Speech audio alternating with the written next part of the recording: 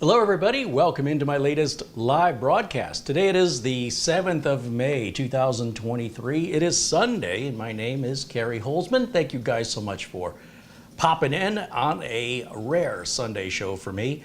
I've got a computer here that I want to review, and this one I bought with funds that are collected in Super Chat contributions, PayPal contributions, Amazon gift cards.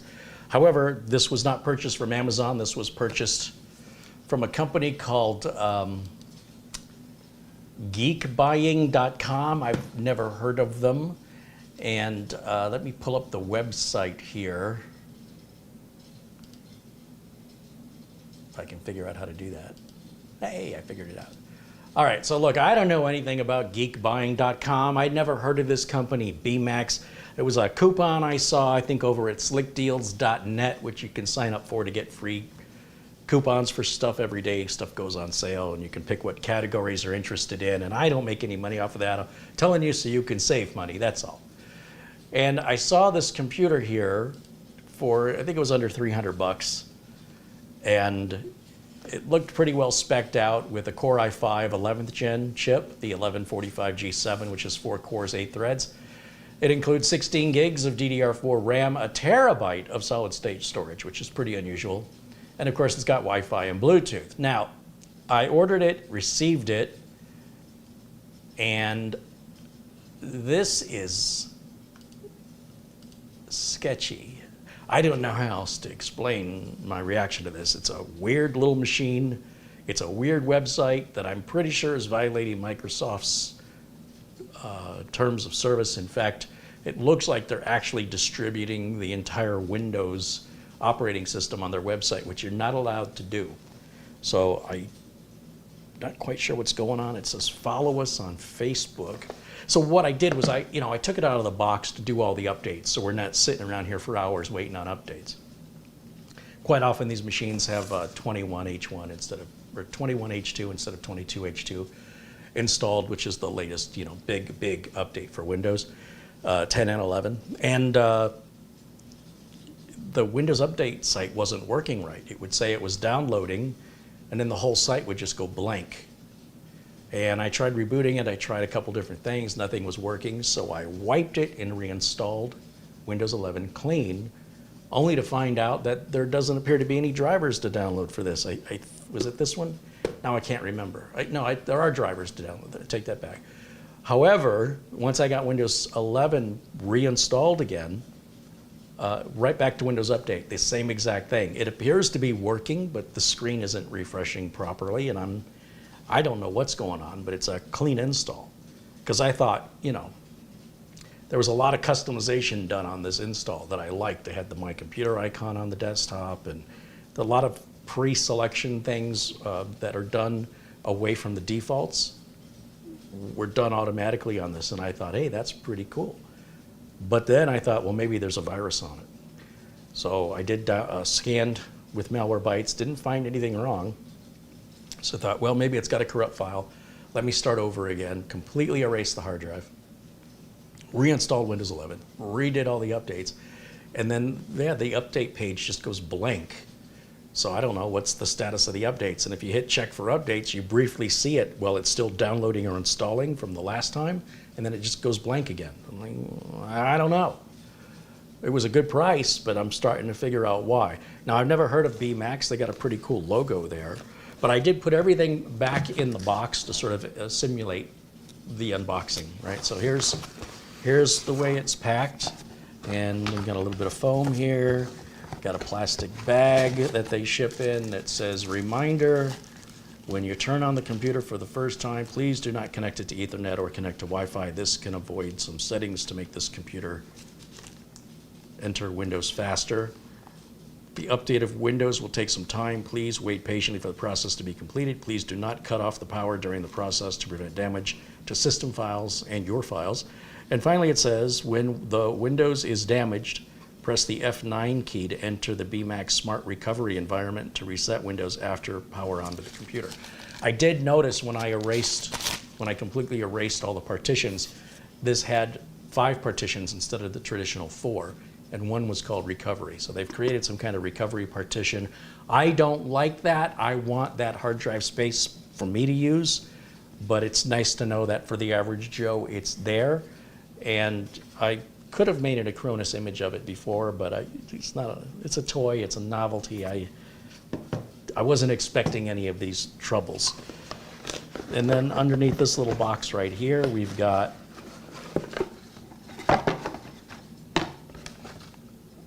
our little wall wart power adapter here. We've got what looks like a full-length HDMI cable.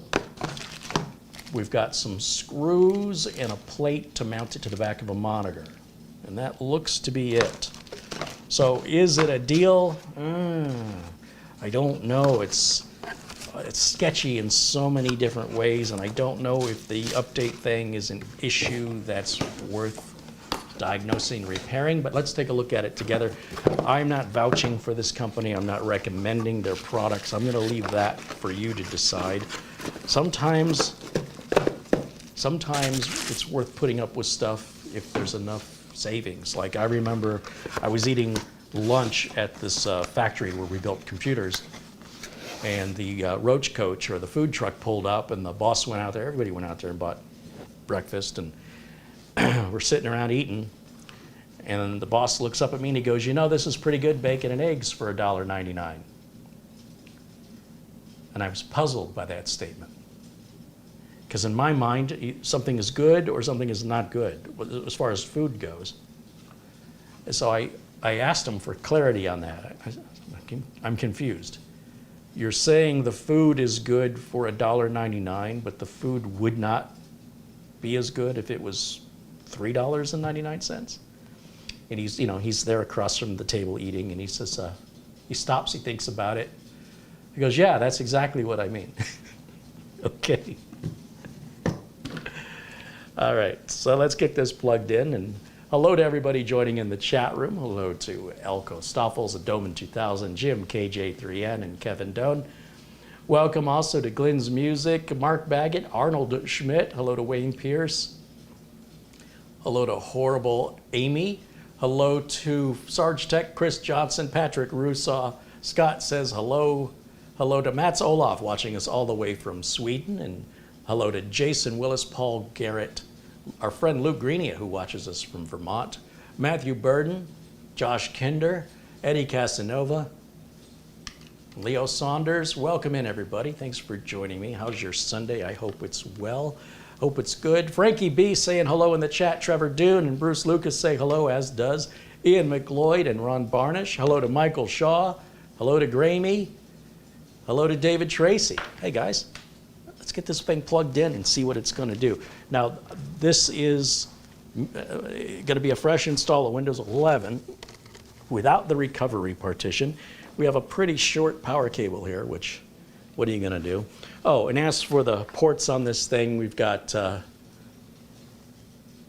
couple HDMIs there, a couple of USB 2s, Ethernet, power, nothing but vents on the sides. And the front has got our power button, a couple of USB 3s, and a USB Type-C, a headset jack here, and looks like a recessed BIOS reset there.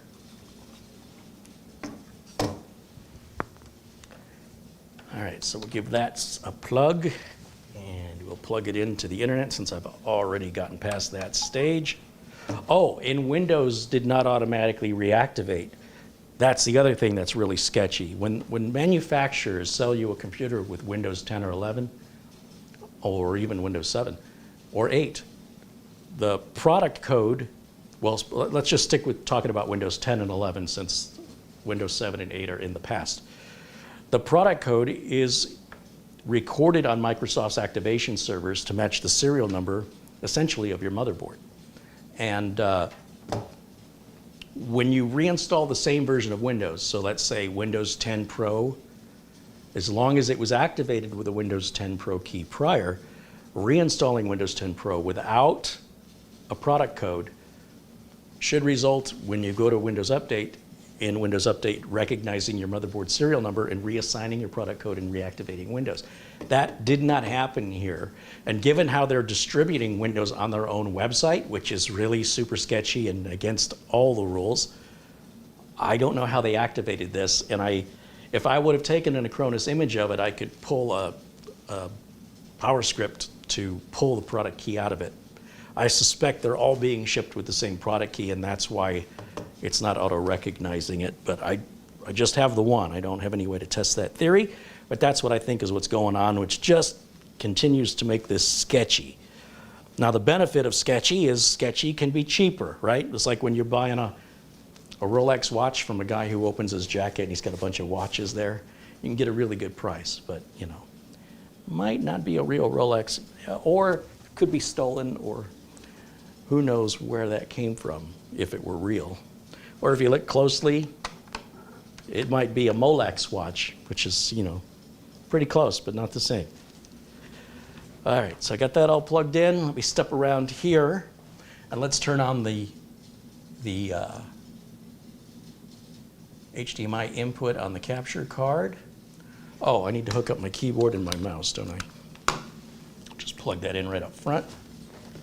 Keyboard and mouse. And then I'm going to take camera 1 and put it up here in the corner. Oh, I'm still on that website. Let's turn that off.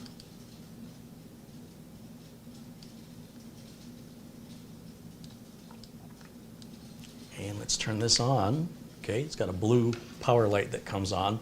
There's no drive activity light or anything like that. I think we're seeing the end of those from moving forward.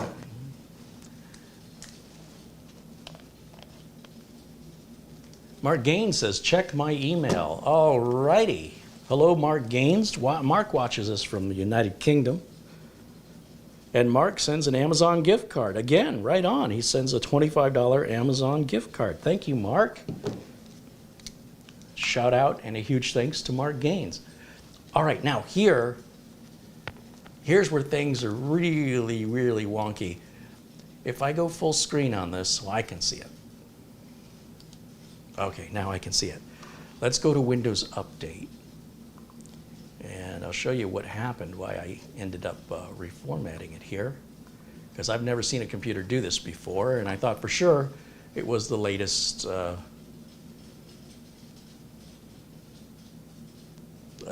not the latest. I thought for sure it was something corrupt on the system files. So you see it says it's downloading this update, and it's all staying on the screen like it should.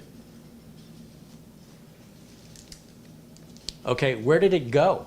It clearly wasn't done yet. So if I hit check for updates, watch, and we'll see those updates at least. Yeah, see, it's still, and then it went away again. Let me get rid of my camera because you guys may not be able to see that fully. I don't know what this is, but this is a clean install, so I know there's no corruption going on. If I hit check for updates, watch. You will see it is still updating all those things in the background, and it should be giving us the status, and it's not there. Has anybody ever seen this? Do any of you recognize this behavior? Is there some function, some button that needs to get pressed? Because I can't tell when it's done, right? If I check for updates, I will briefly see what it's doing, and then it hides it. And that's what it did brand new out of the box. Is the hardware Windows 11 supported? It is, yes. Jason Willis says that happens when I force Windows 11 on pre-8th edition Intel chips. Interesting. You know, we could run, just to verify, the health check. Let's open up the browser and let's type is my PC Windows 11 capable? Can my PC run Windows 11? There should be a download here to check.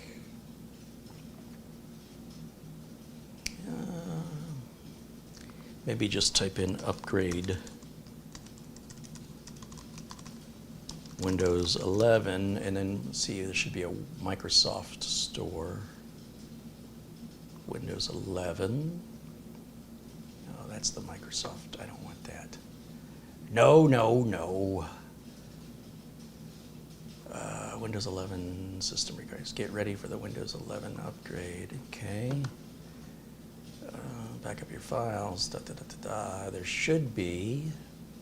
Let's do it this way. Let's type in download Windows 11. Yeah, I know I misspelled it. Google will correct it. Software download. Windows 11 installation. Disk imaging tool.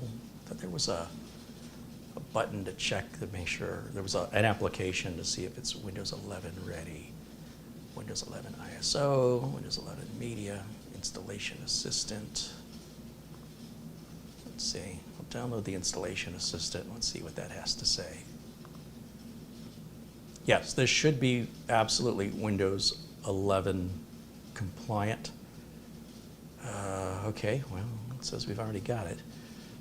Well, we sort of have it. It's not working like it's supposed to. Let's see what else. Is my PC Windows 11 capable? Test.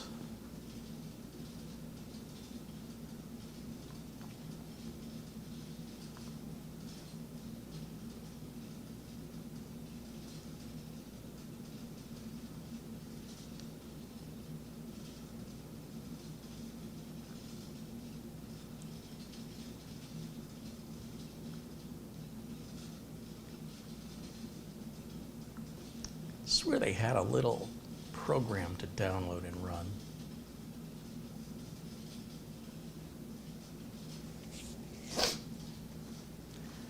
Kevin says he thinks it was at the top of the page in blue. Let me go back.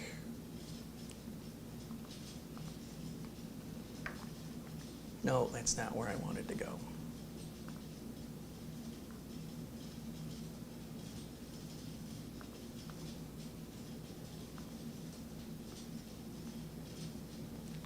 System requirements. TPM version 2.0.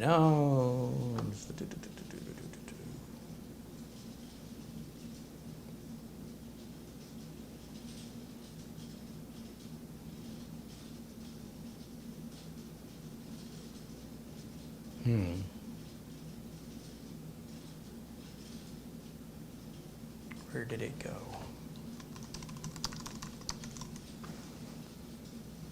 Because I thought it was, no, didn't want that.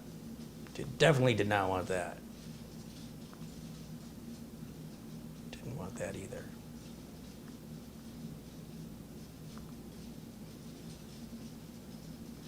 PC health check. Yeah, you guys, thank you for telling me to slow down. Your PC is already running Windows 11. Okay, well, there you go. I don't know what to say. This whole thing is just super sketchy. Let's take a quick look. Wait a minute, let me check for updates. Is it done or is it still running updates? I don't know. Let's see, opens and closes. It's maddening. All right, so I'm going to try and get into the BIOS. How about that? We'll go to privacy security, advanced recovery, advanced startup.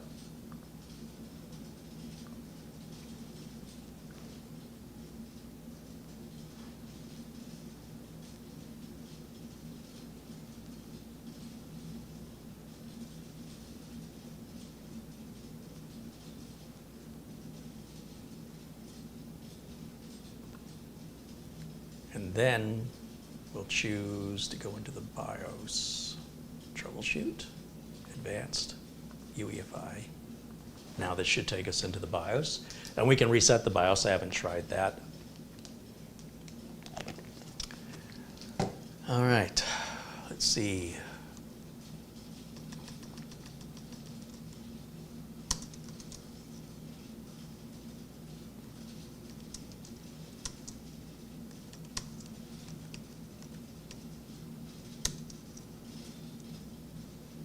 Now that looks happy. Let's just go to restore defaults. What else do we have on here?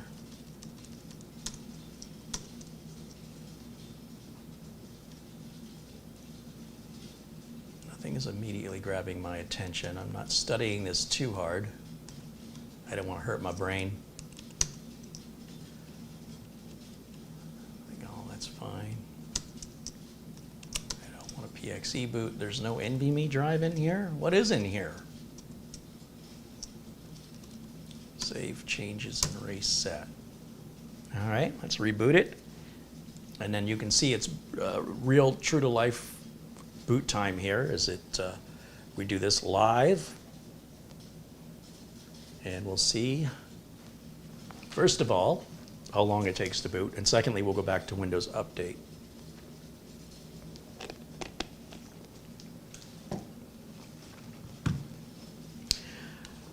So that 1 terabyte drive, which I thought was such a good deal, didn't occur to me that that was not going to be an NVMe drive, which is kind of weird because the SATA drives typically cost more and are a quarter of the speed. I don't know why, but that's just the way things are. Let's go back over to Windows Update and see if it's any happier. Check for updates.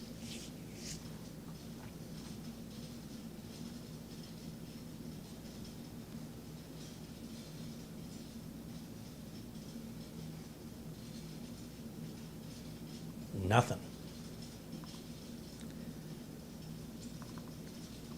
Let's take a look. We can turn that on, yes.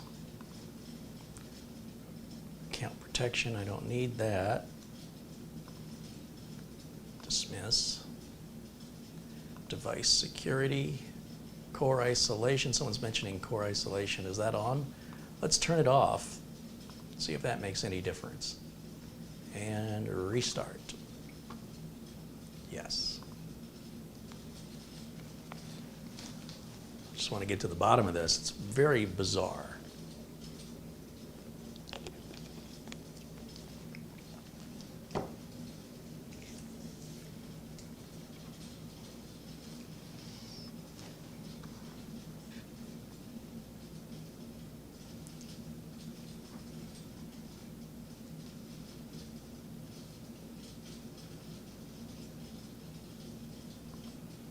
Back to Windows Update.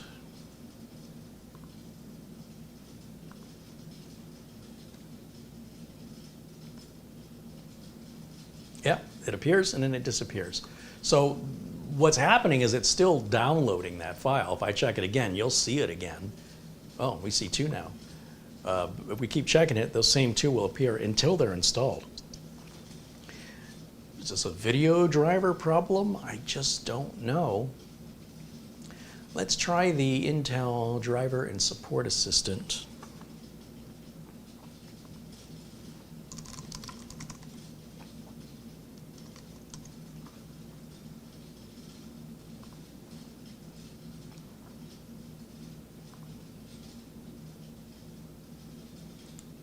Oh, I've already run this.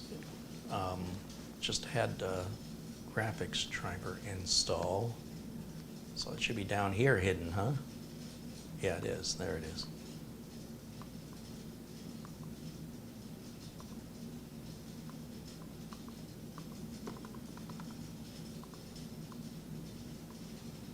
Seems to be locked. It's not letting me move anything. Huh.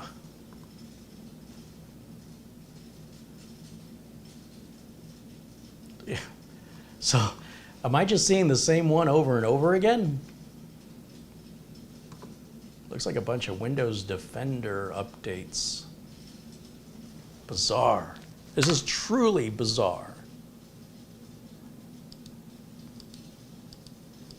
But I saved a lot of money. This is what happens when people go to save money. This is often the end result. You're buying a product you never heard of. You might be buying it from a sketchy source like eBay or Craigslist or Facebook Marketplace, or in this case, Geek Buying, whatever that is. I don't know what's going on. It's very, very strange, and I mean, I'm a tech. I'm kind of interested, right? It adds a little variety to my otherwise pretty predictable day. But I can imagine this would really upset a lot of people. Let's take a look. Let me go back over to this computer and let's take a look at their website. So let's just type in, where did I go?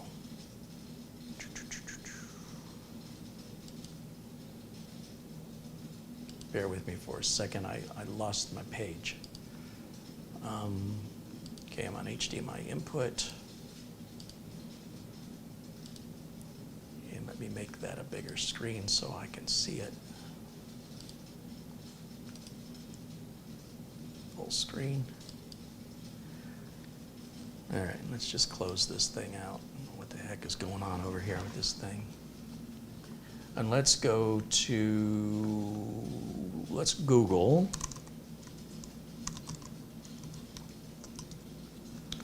And this is a BMax,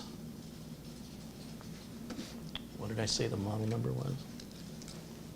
Let's just type in BMax support. Okay. BMaxIT.com is the website, that's good. And we're looking for download mini PCs.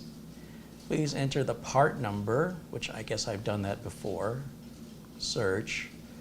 And here is, it doesn't tell us what anything is. User's manual. Oh, I guess it's file name is all you're going to get for a description. B7 Pro drivers. And now you've got a B7 Pro Windows 11. See, that's the thing they're not allowed to do. And this, I believe, is a massive file. I think this is like 10 gigs.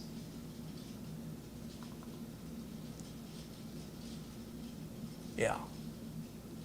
Readme.txt. Applicable product as pre-installed Windows 11. Okay. And they're distributing this through OneDrive. Someone's got to pay for the bandwidth. Before installing the operating system, please carefully read the steps of the tutorial. This ensures your computer's not damaged.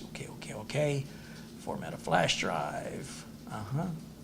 Use the file system drop-down, select FAT32. Why do we put it in FAT32? How's that gonna work? Oh, I guess that'll be all right. Isn't it a maximum 4 gigs of FAT32?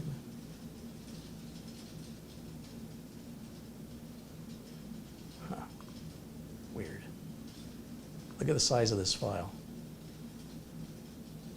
If I hit download, you look at the top right corner. Whoops.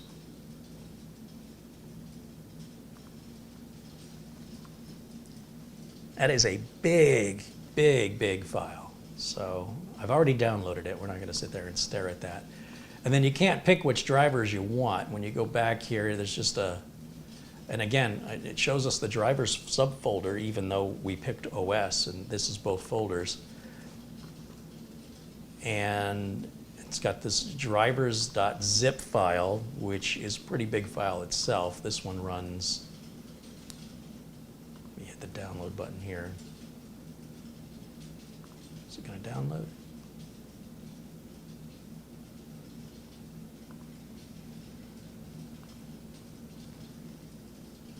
Yeah. And that's like a gig of drivers. But what I liked what they did with the drivers is they renamed everything. So somebody's pretty clever who's working for this company. And they renamed, come to the downloads folder, and these are the extracted folders. And you just type in, you right click on this and run that as administrator. And what that does is it just goes through all the installers, and you'll see like OEM40.inf, OEM41.inf, OEM42.inf. Somebody rename them and put numbers on them. So I don't know which INF files are for which pieces of hardware because they've completely renamed them. But I kind of admire that skill. And then this is the big operating system folder, which is, how big is this? It was a 10 gig file, which once extracted becomes,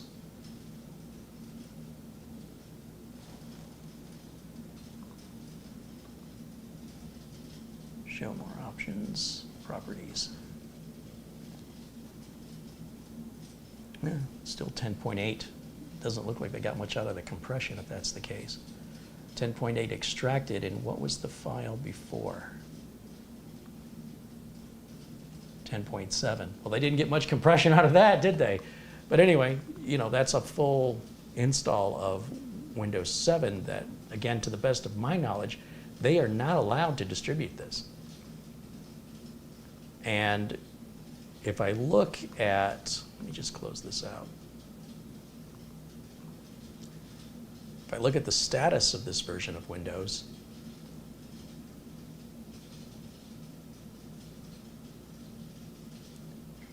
unless it had Windows 11 Home, maybe that's why it's not automatically activating. If I check my activation status,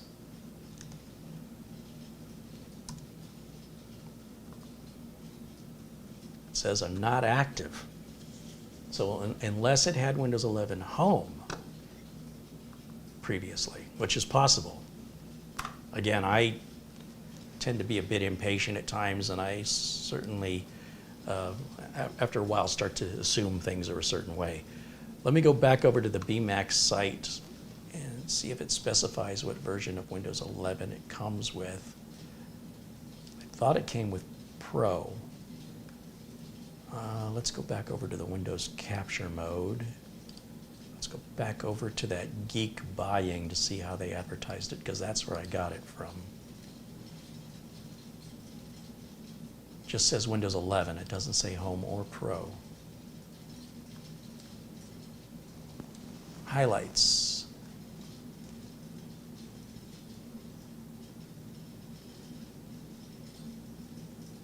Features an empty expansion bay to allow adding an M.2 SATA. Oh, it's M.2 SATA.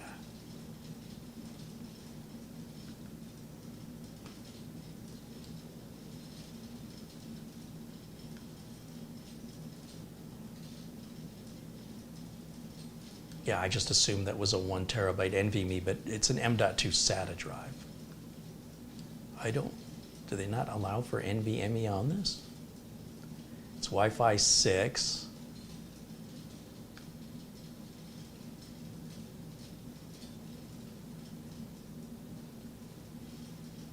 Benchmarks. Shows Windows 11, but again, I don't see where they're specifying which flavor of Windows 11.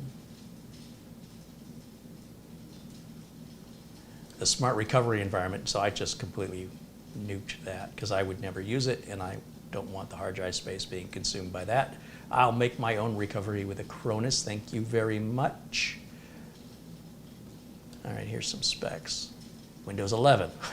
So again, they don't specify Home or Pro. Great. That's just great.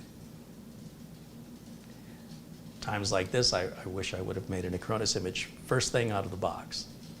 What are you gonna do? All right, let me go back to camera 1. And let's see what you guys are saying in the chat room.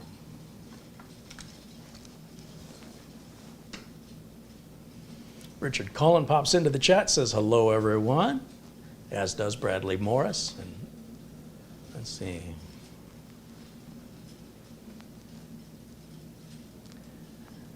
Glenn's Music says I found the exact problem here. Let's take a look.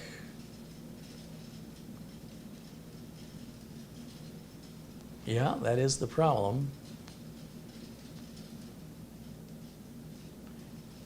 Thanks for reaching out. First, I've been interrupted by the system's corrupted files, or it's being prevented by a third-party program or entry. I don't have any of that.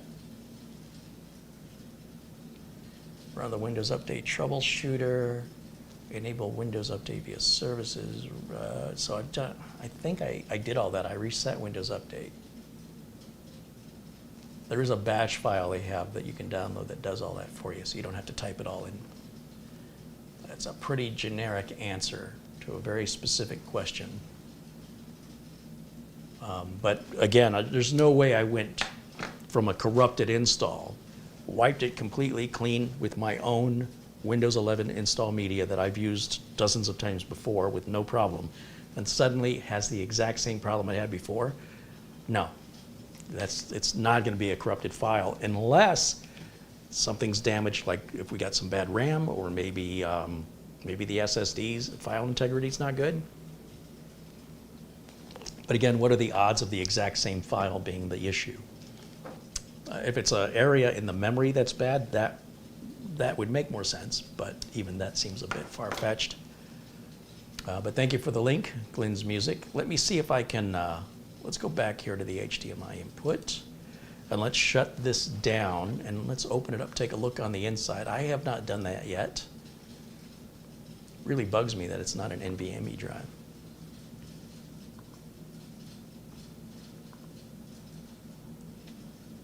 Shut down.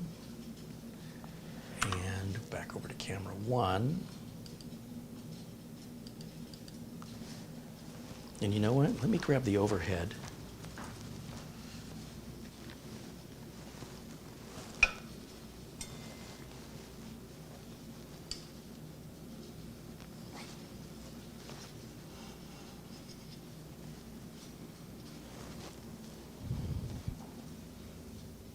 Let's see, where's that HDMI cable for the overhead? Right here.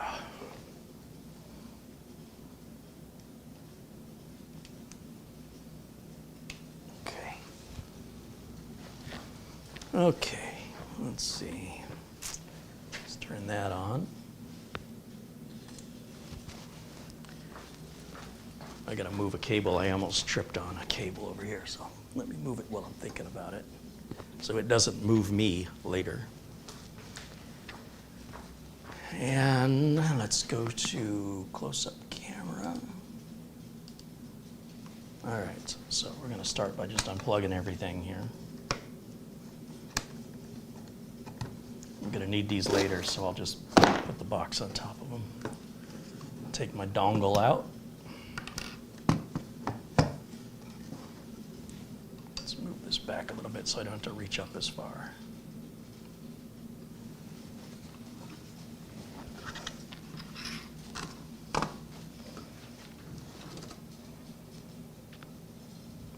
Screwdriver. All right. Well, I like that we don't have to remove any rubber feet to remove screws. So that's good. I mean, it's close to being a very good PC at a great price. But that's a pretty big deal, and especially when a new install doesn't fix it. Certainly don't expect to have problems with a brand new computer. And I don't know what the return process is, or if there even is one for geekbuying.com.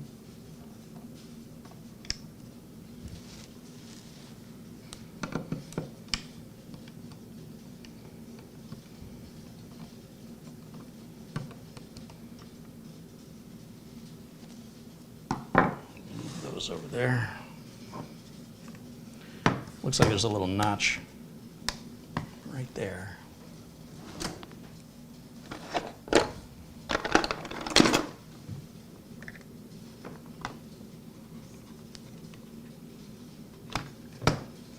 Oh, so the ribbon cable for there's a room for a 2.5-inch drive to go here, and I didn't realize there was going to be anything connected to that, and I almost ripped that ribbon cable right out of there. And there's our M.2 drive, but is it SATA only? Thought I saw something about NVMe in the BIOS. So yeah, and there's our B key. Let me just grab an NVMe drive. I got plenty of them laying around here. NVMe, what do I have? Oh, I got this Crucial P5. You can use that. That'll do. Good enough for testing anyway. See if it even recognizes it, or is it going to be SATA only? It does not appear to be a SATA only socket. Of course, there's our RAM made by some company I've never heard of before.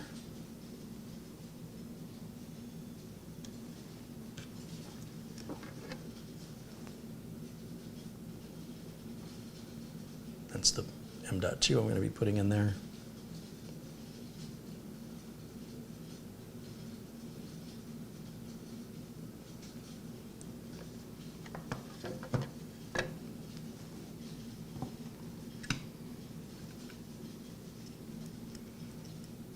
Zoom that back out.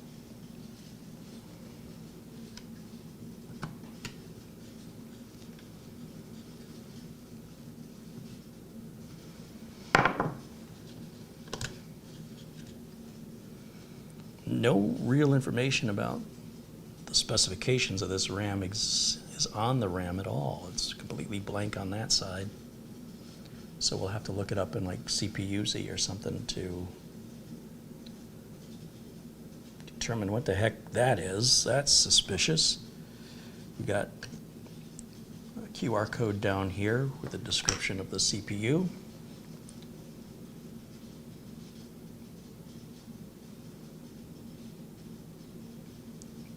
Camera will focus.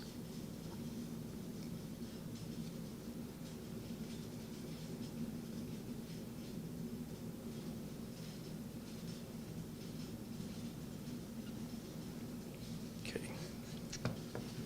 Put that in there.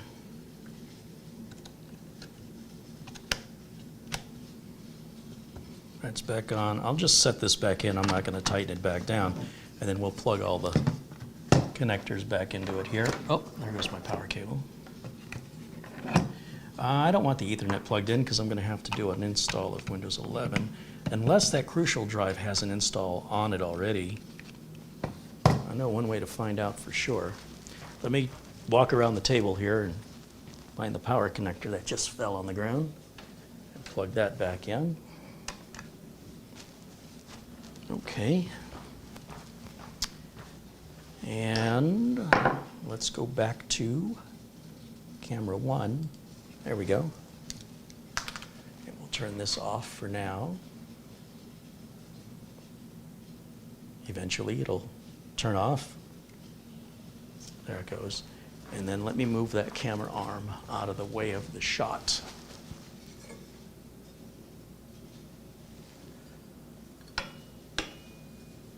Okay. Look at me, big time. Big time over here. All right, so I'm done with that for now. Done with that for now. That's our M2 SATA drive that was in there. Let me go back over to HDMI input.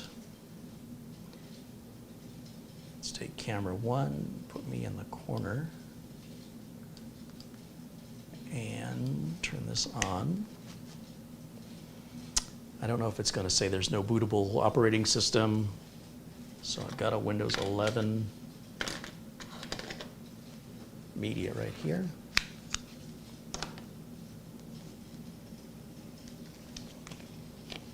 Nothing's happening yet.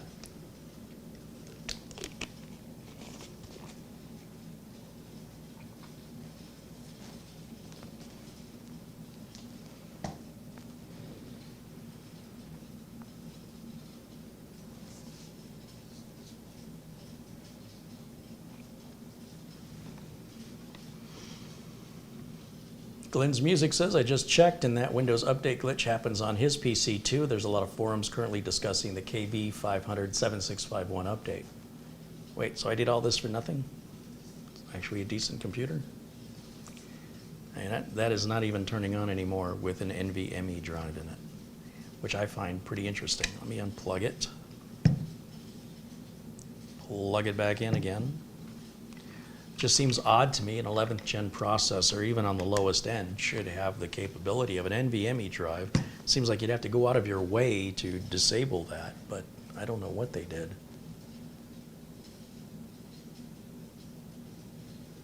It certainly doesn't seem to like this at all. That's quite interesting. See, I take the hits so you don't have to. Let me pull the plug again.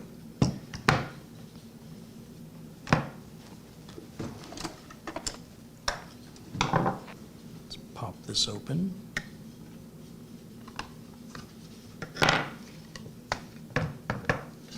Darn it, I've almost yanked that SATA cable right out. That's twice now I've done that. We'll remove the crucial P5.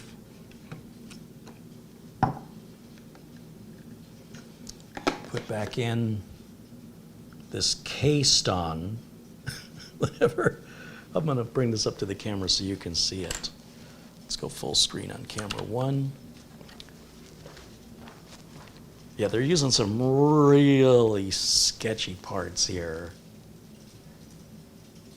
Is it trying to be Kingston? K-ston. No idea. I just can't believe this thing has a SATA controller only. I mean, did we go back in time?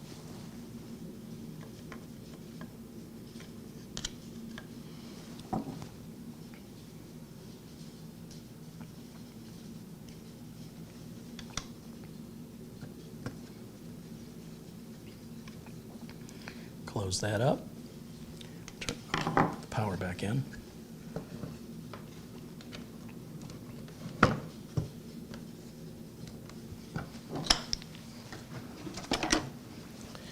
And I'll put my video back up in the corner where I was. Turn this back on. See if we get a post screen this time. Seems odd to me that the system wouldn't even post. Like I would think it would still post and say it didn't detect any bootable device.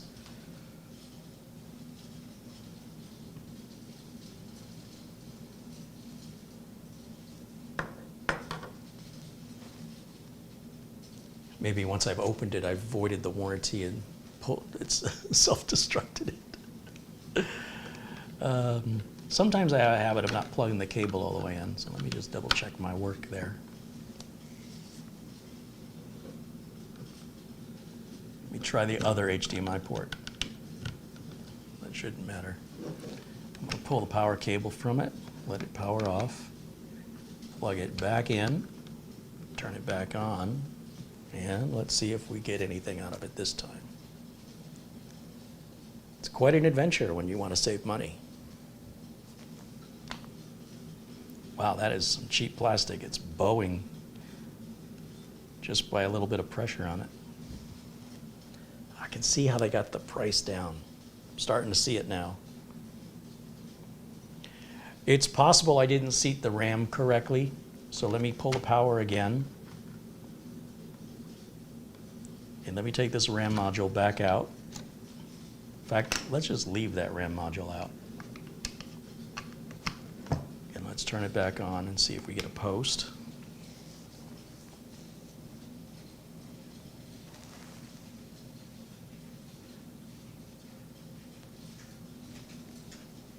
I might have broke it. Broke what? This little mini PC. I think it's embarrassed. Oh, it posted. Okay, so it's going to load us back into Windows 11. And now I want to shut it back down and change that SATA drive to the NVMe again. See what's going on with that.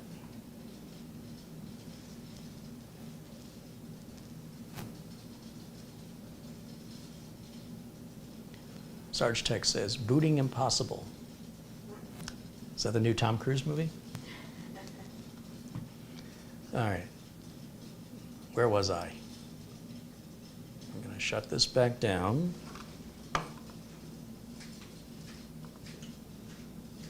Power off. Shut down. Okay. And then we'll go back to full screen on camera 1. System is shut off. And my glasses. Windows 11 will go over there.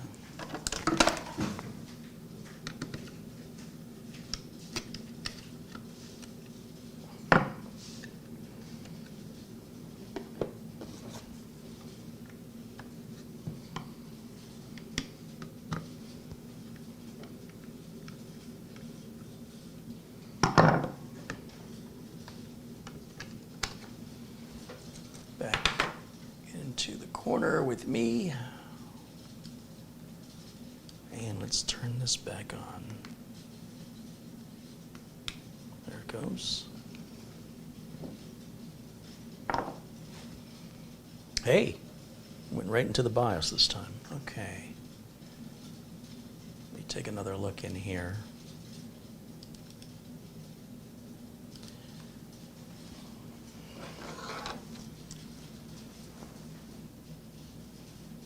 It says NVMe configuration right there, but then it says no NVMe device found. Huh.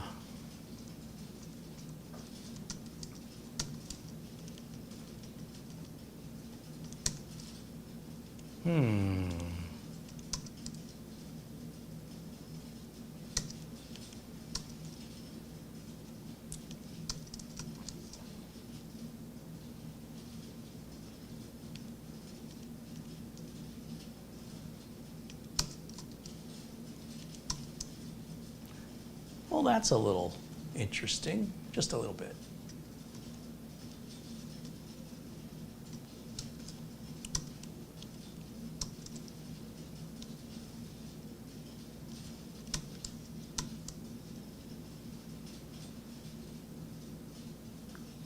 Apparently that's 2666 RAM. SATA controller. SATA mode. That doesn't really help us with NVMe. That's a different thing altogether.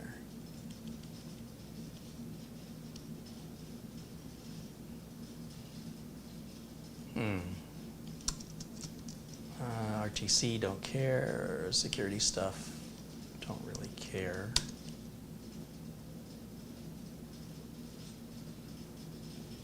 Restore factory keys.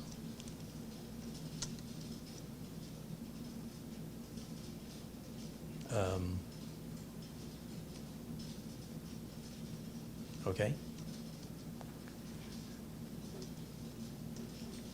Boot options, boot priorities, boot override.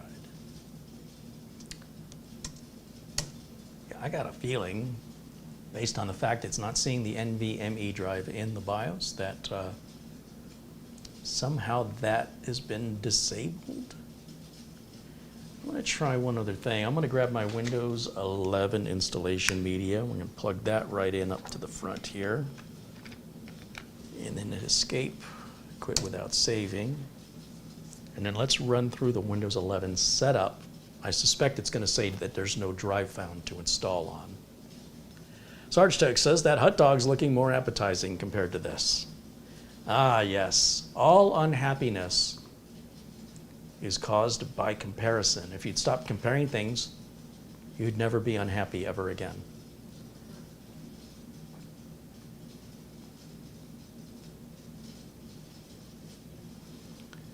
Don't have a product key.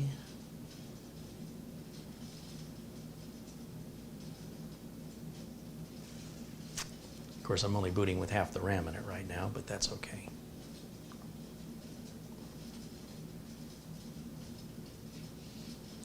I suspect if the BIOS doesn't see the NVMe drive, the software sure as heck isn't going to. I just want to confirm that, though.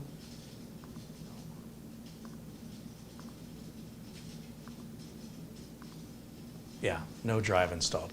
Okay. That's what I thought was going to happen. So I'm starting to understand why this was priced so aggressively. Now, in the real world, very few people are going to notice a difference between SATA and NVMe. I know you see the benchmarks and you're seeing 3,000, 5,000, 8,000 megabytes per second, but it really doesn't result in your operating system loading noticeably faster. You're getting to a point of diminishing returns on these performance numbers, but it does just seem broken to me that an 11th gen processor would be SATA only. So yes, I'm starting to understand why this was such a good deal. It's starting to make sense now. What a bizarre engineering decision that was made here. So I'm going to put that back in. That's the original SATA 1 terabyte drive. I thought 1 terabyte was a lot of capacity for one of these at that price, and well, you know what? Totally makes sense now. the other RAM module back in, plug this back in, and let's fire it up again.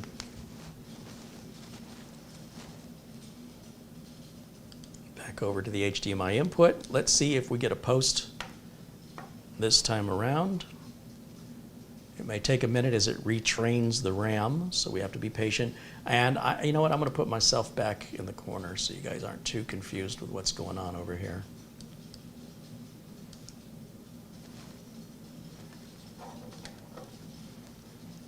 Wow, that is a very finicky system, but it did eventually post. And then that should just load us right back into Windows 11.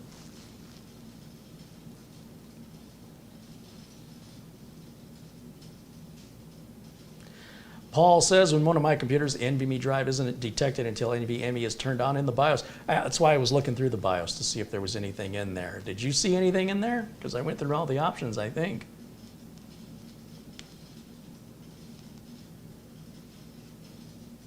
Maybe a newer BIOS? I didn't see any BIOS being offered for download. I took you to the website. I showed you the support page. There's an instruction manual, there are drivers, and there's a full Windows 11 install media download that's 10 gigs. I've not seen anything else in that regard.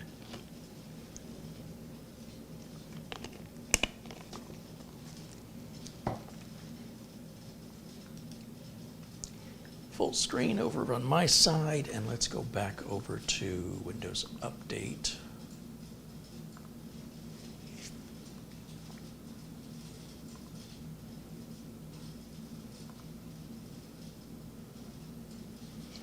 Oh, I didn't plug the internet into it. I suppose I have to do that, don't I? Step around here and find where my internet cable fell. There it is.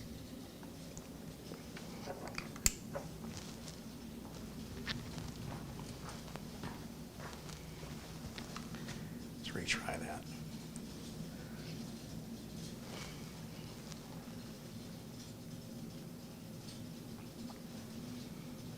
Okay, that looks like it's supposed to. Oh, and now it went away again. That is so bizarre. So apart from that one issue, it seems like it's running like it's supposed to, but there's some real sketchy parts in here. I am very, very concerned about that download of Windows 11. I could try it just to see what would happen if we take a flash drive. Let's see, I got a flash drive in here small enough.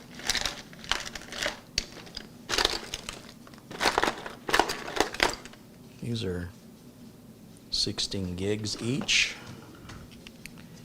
Let's plug that in.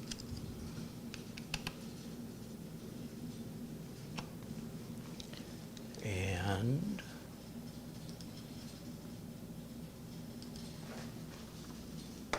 let's make sure that that's formatted in FAT32.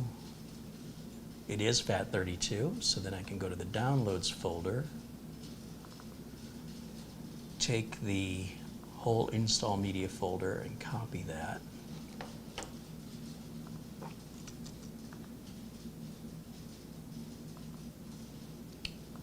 Right onto this blank USB drive. So that's going to take a couple minutes. And let's see what you guys have to say in the chat room.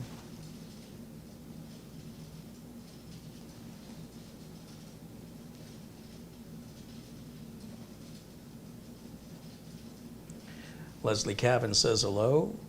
Savvy Wizard says, I did not see a lock section of the BIOS that would have to be unlocked. Yeah, no, the locked, usually that refers to whether or not you can update the BIOS. If the BIOS is locked, that way some malware can't flash your BIOS.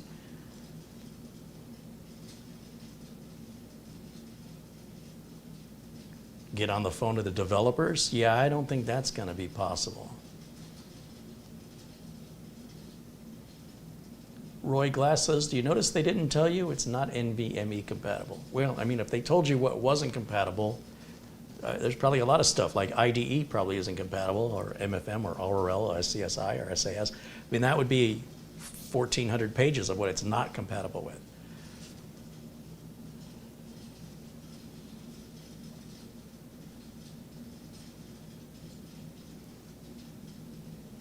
But it does seem that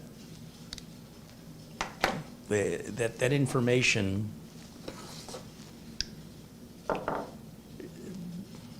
it's not like they're lying, right? It's not like they're making a false promise. But we get accustomed to certain things being the normal, the default. And yeah, this is not either of those two things.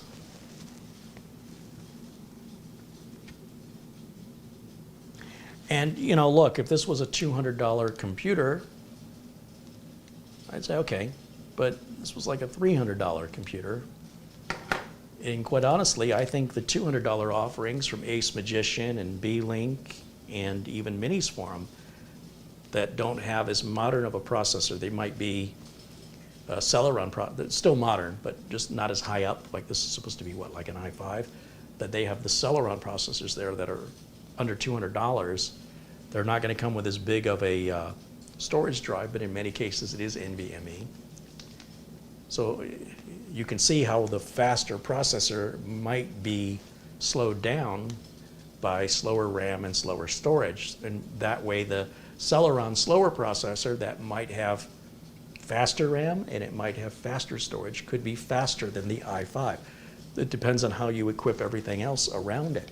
Just like having a Ferrari on the freeway at rush hour isn't going to really benefit you over any other cars on the freeway getting anywhere any faster. Now, I'm not suggesting they asked too much money for this. I think they asked exactly what it was worth after the coupon, after it was made out to be a big deal. What a sale. Well, okay.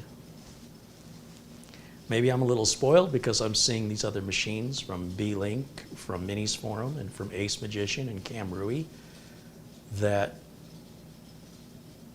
you know, to give it some perspective, to give it some comparison, I think those machines are better, quite frankly, than what's ever going on here. And I can't stress how wrong it is that you can download Windows 11 from their site, which is being hosted on Microsoft's OneDrive. I mean, I know a lot of these small companies will use a shared drive like Google Drive or OneDrive to distribute the files, but not a 10 gig file. Come on.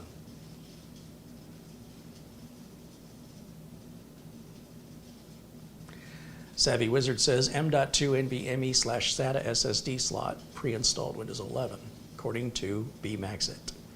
Huh. I don't know. Yeah, there may be something in the BIOS I'm missing.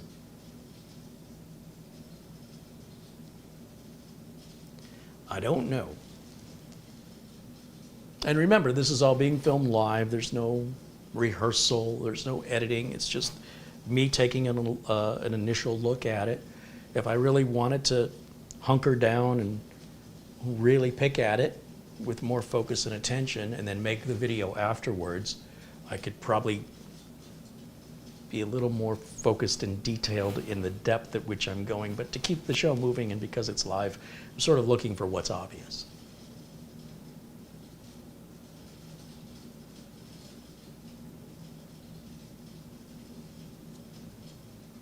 Mortant in the chat room says hello. Welcome in, Mortant. Joe wants to know if secure boots being set to custom cause it not to being recognized. No, the BIOS should recognize the hardware, regardless of the options in the BIOS. It should still, the BIOS is going to tell you what it can see on the motherboard. And then within the BIOS, you can make changes to those detected hardware options, such as the RAM and the CPU and all the settings for RAM timings and everything else, all the settings for the CPU. And then if there was, like the BIOS does show an NVMe section, but does not detect the NVMe drive. Now it's possible that there's a setting somewhere that has that disabled, but I quickly sort of went through the BIOS. So unless you saw it, tell me what I missed. Joshua says BMax says it's M.2 SATA. Yes, BMax does say that. I didn't say they didn't. What I am saying, though, is that you would think that it would be NVMe compatible, that you could upgrade that SATA to an NVMe drive. And it does not appear to be the case, even though the BIOS does have an NVMe section. The system doesn't, it's as though the slot were empty and nothing were in it when we put an NVMe drive in there.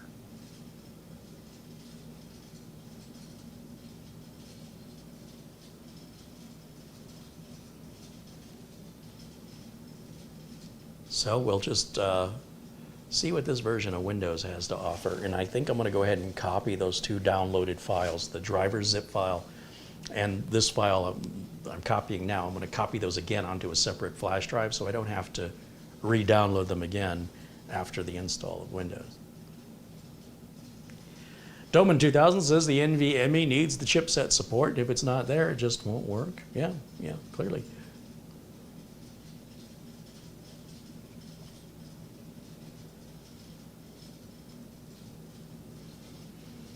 Let's see, almost done.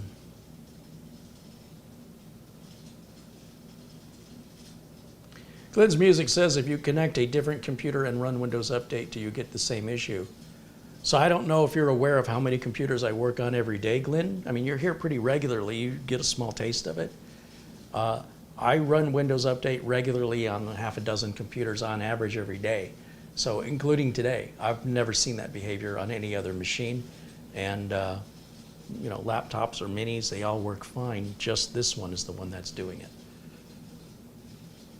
If I would have noticed it happening on other systems, I wouldn't suspect it was something wrong with the system for me to open it up and do everything I'm doing, right? I would have said, there appears to be a problem with Windows Update that's affecting multiple systems.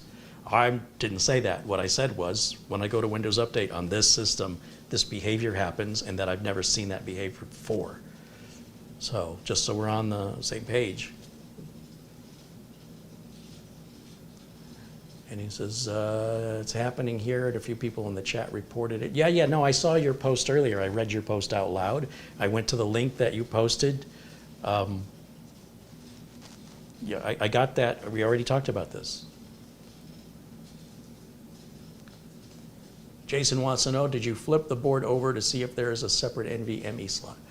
No, there wouldn't be a separate NVMe slot. Typically, when you flip these over, the only thing you're going to find is the CPU cooling fan. All of that's on the other side of it. There would not be an NVMe slot on that side. I don't think I've ever seen a unit where you had to flip it over to do that.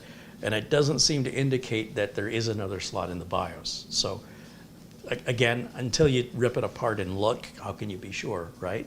I just think that'll be a waste of time, honestly.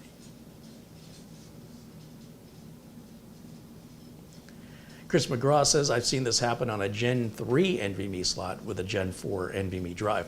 I've not. Gen 4 drive should recognize just fine on a Gen 3 slot. And besides, this is just a Crucial P5, and I think the Crucial P5 is a pretty cheap NVMe drive. I don't believe this is Gen 4, is it? No, this is Gen 3. Yeah, the Crucial P5 is a Gen 3. So that is not applicable in this scenario.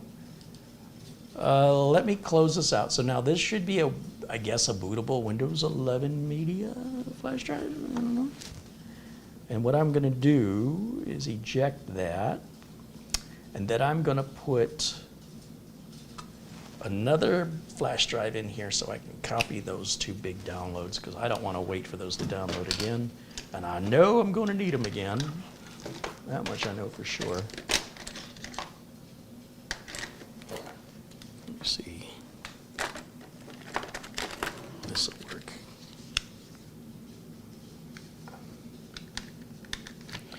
And go over to the downloads directory, and we're going to grab, oh, wrong mouse. I'm going to go to the downloads directory, and we're going to grab, oh heck, let's just grab it all.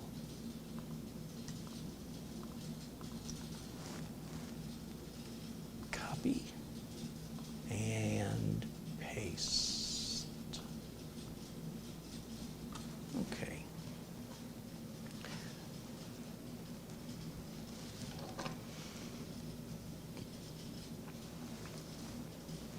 Leslie Cavan says, I have a question. My AMD processor is not updating. What can I do to fix it? It's not updating what? I don't know what you mean by that question. Processors don't get updates. Can you explain what it is you're trying to do? And specifically, what are you clicking on?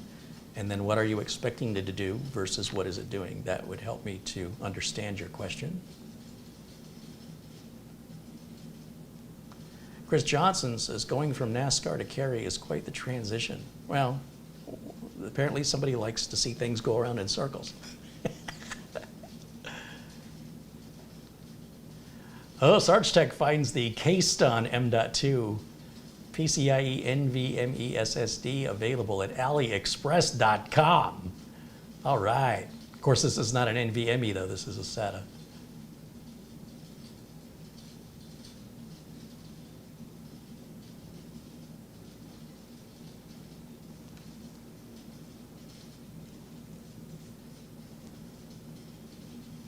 Michael Dane says, I wonder if you turn the SATA option off, would the NVMe slot become active? Oh, we could try that, but typically they're not connected. So normally that doesn't work that way. Normally the PCIe channel or the NVMe channel is a direct PCIe channel, and the SATA is a completely different channel altogether.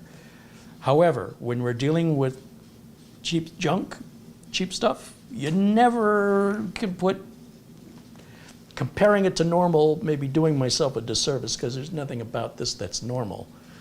But I kind of feel like I overpaid for it now that I'm seeing the quality of components that was selected for this.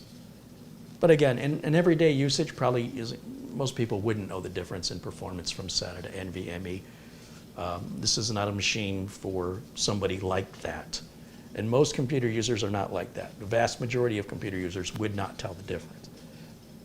But obviously my audience does not represent the vast majority of computer owners. Otherwise, I'd have a much bigger audience.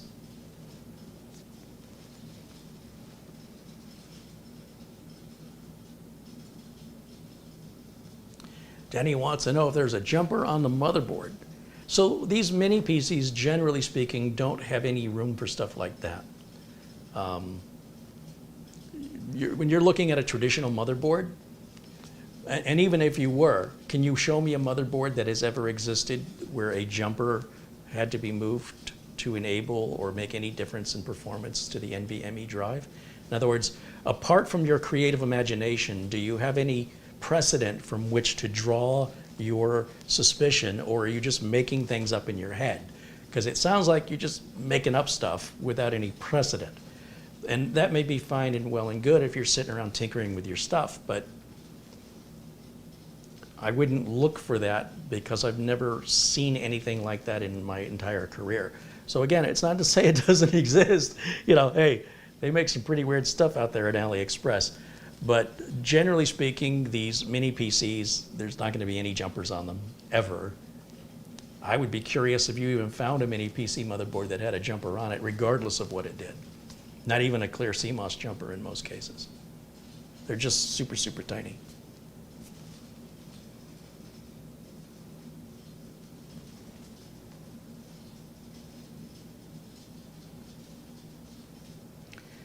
All right, I've almost got these files copied, which might seem like it takes a while, but you should see how long it takes to download. This is rocket ship fast by comparison. All right, we're almost done and got it. All right, good, because I don't want to download that again. And let me eject that. All right, take that out. And let's put this one back in. This is our Windows 11 install media that's been downloaded from the folks at BMax. I'll tap and release the power button, which should cycle the power off. And then as soon as it powers off, there it goes. We're going to turn it back on. And what did it say? I wanted F9, I think is what it said, F9.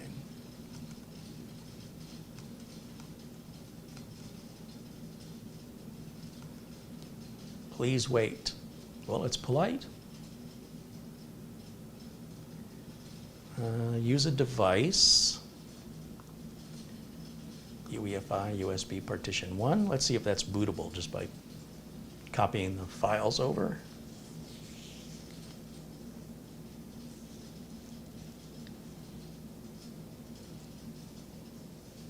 Something's happening. I can't tell if it's given up trying to boot from the USB drive or if it's booting from it. Oh, look at what the heck have they done?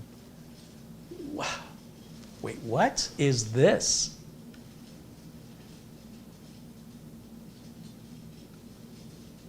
I don't think you're supposed to give this to the public. Okay, well, apparently it's creating partitions. I didn't tell it to do anything. Well, I'm glad I copied those files off of the drive. Holy cow, what is this? Wow, that's a new one.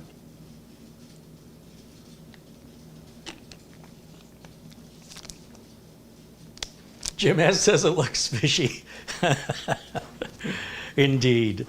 Indeed it does. Figuratively and literally.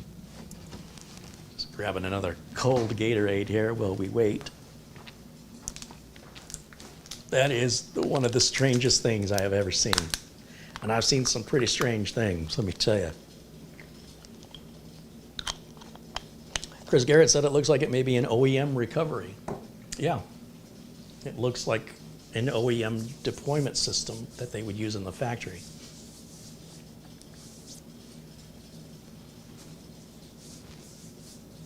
Sarge Tech says this is one for the books. Yeah. Well, let's see what it installs, if it's going to be Windows 11 Home or Windows 11 Pro. Very unusual, very unusual.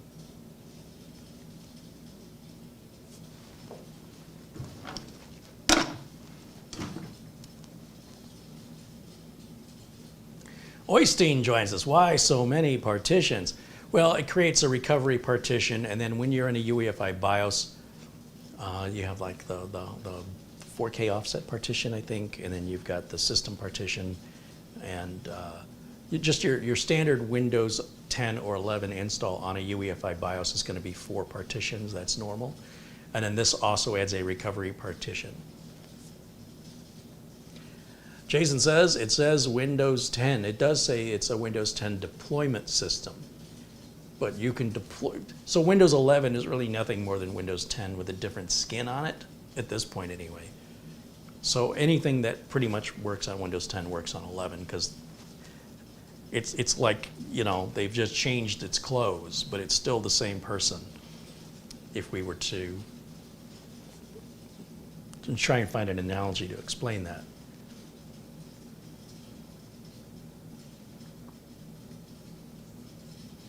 But I appreciate your attention to detail.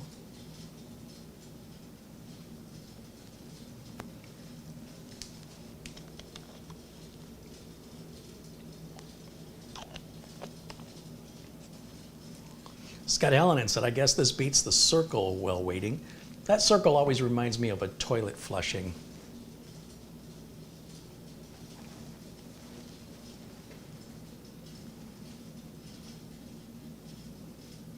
Leslie Cavan says, when I try to run the download and install program, it doesn't update the software or update the drivers. So what program is that, Leslie? When I run the download, when you run the, again, I don't understand your question. What software are you trying to update? What are you clicking on? What does the icon say that you're clicking on?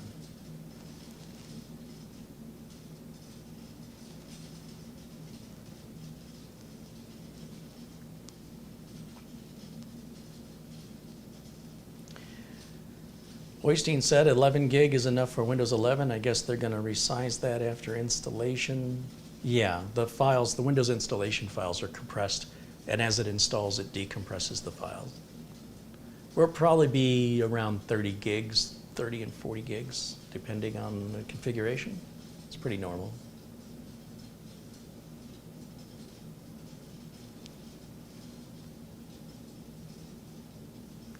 Martin says, happy Sunday, everybody. Welcome in, Martin. Do know the DVR mode is turned on. You can rewind this video right now while it's live if you're curious what you've been. Sarge Tech says everything about this BMax is suspect, yeah, but I saved a lot of money on it. So, you know.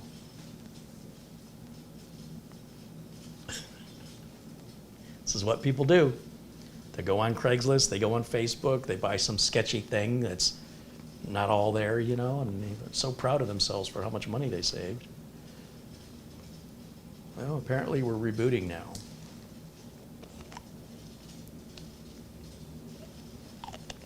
Well, that was weird.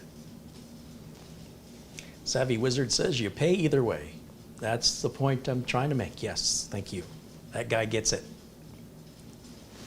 Oystein says, thanks, but it's Monday over here in Norway. Happy Monday.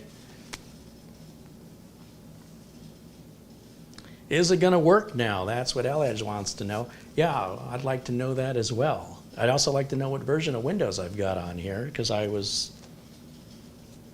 assuming it was Windows 11 Pro, but the fact that it didn't auto-activate means either they've got something sketchy going on with bypassing activation on their install, or it's Windows 11 Home.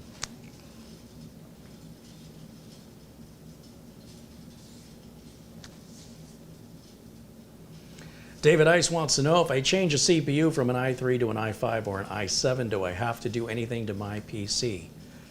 No, as long as the processor's in the same family, socket type, if it's a socket 1151, if it's a socket 1700, it's got to fit the socket. But other than that, no, there's nothing else. Obviously, you want to do that with the power off, and you'll want to have an appropriate cooler. You don't want to reuse a cooler from a lesser end processor to a higher end. You can do it the other way around if you were downgrading, but the higher end processor will run hotter.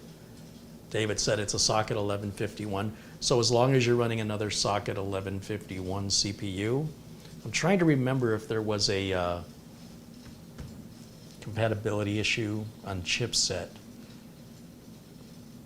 Specifically, what do you have, and specifically, what are you thinking to upgrade to, and specifically on what motherboard? Normally you just swap the CPU out. There's nothing else you have to do normally, but there are some exceptions. Scott says, alas, the toilet bowl circle has appeared. Indeed. Indeed it has.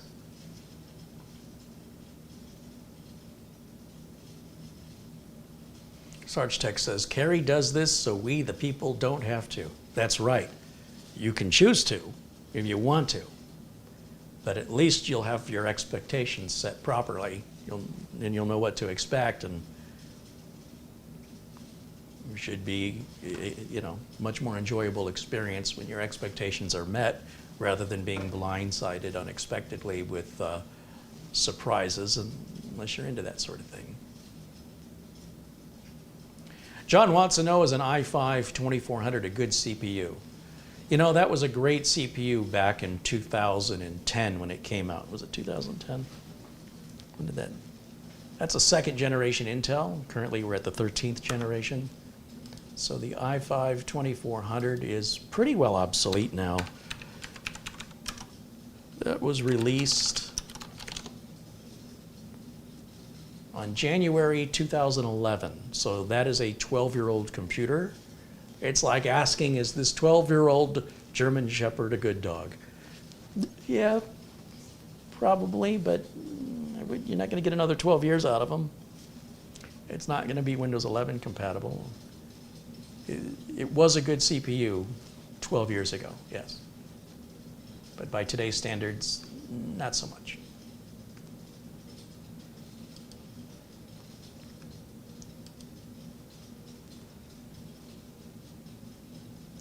David Ice says, I have an Intel Core i3-7100 Kaby Lake 3.4 gigahertz dual core. And what do you want to upgrade that to, David?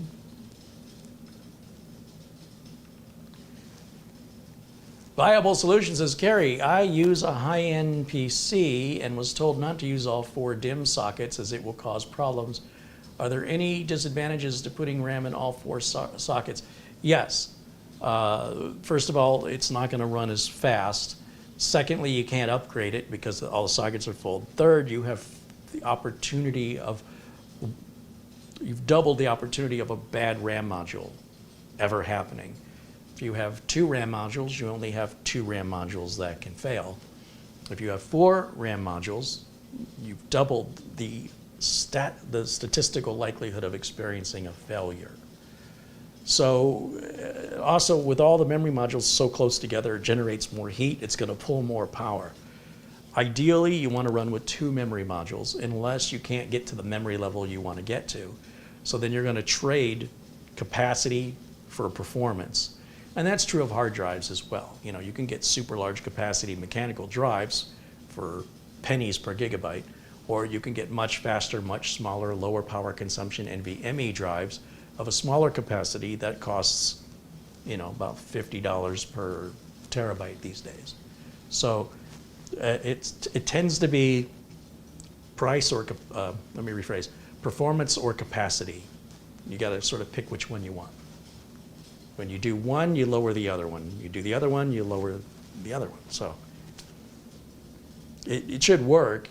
It's just, if you're into the performance aspect of it and you want the ability to upgrade and you want to reduce your chances of having a failure, then you're going to want just 2 memory modules.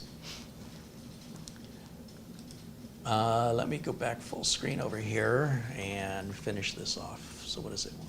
English, yes. United States. US keyboard. Oh, I should unplug this from the network. I don't want this to force me to sign in. Yes. Skip. Accept the license agreement. Put the username of user. No password. That's good. It didn't even try to go online. I turn these things off except for location, the very first one up there on the top. And hit accept. All right, now that's going to wrap that up. Now, if you go over to my channel here on YouTube, you know I've been making these videos for 15 years here on YouTube, since 2008. And if we, well, let me see, let me open Edge on here.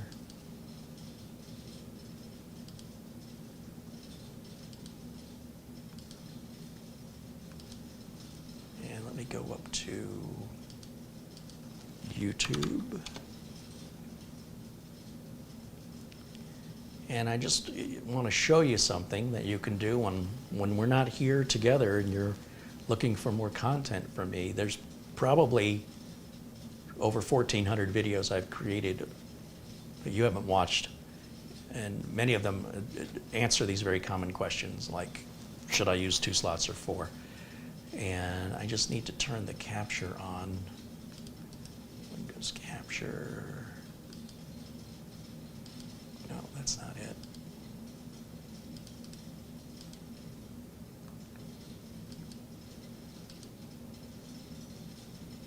That one should be it right there. So if we look, I'll turn camera 1 off.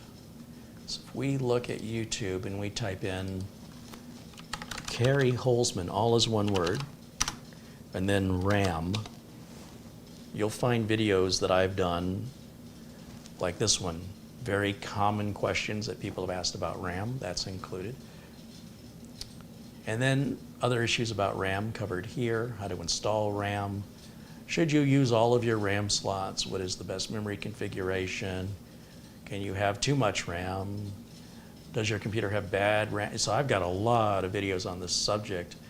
And then the other thing you can do, obviously, is just go to my channel, which just click on any of my videos and hit the little icon of my picture. And then there's a little a magnifying glass right here, and you can search for RAM just on my channel. That's one way to do that. Then, of course, I also have the Quick Tips channel, which I haven't done much with, but that's where we would take out little segments of live videos where questions were asked and answered. Tried to keep the videos down to 10 minutes or less, that's not the Quick Tips channel. Those are some Quick Tips videos that are shared both here and on the Quick Tips channel. Here's 160 Quick Tips all streamed together. That's not so quick anymore. All right, and anyway, yeah, feel free to peruse through the library. There's a lot of the very frequent questions are asked are already answered there in much more detail. And that's a pretty common one. And let's go back to camera 1 and turn off that capture card. And let me go back over to full screen so I can see full screen. What is our status of Windows? See how my computer's up here? Like I use my Windows 10 optimizer to do that. They're doing it right out of the install, which is just how this computer came. This shows it is Windows 11 Pro, which is what I put in. Is it activated?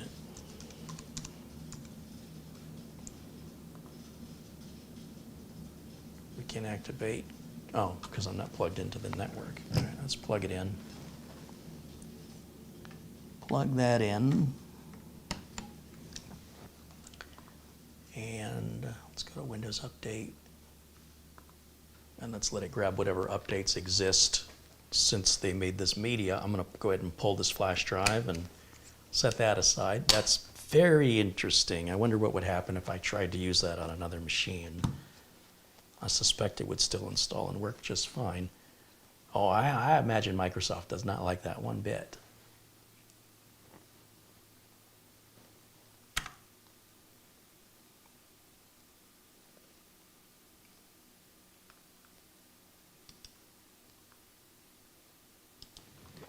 All right, let's see.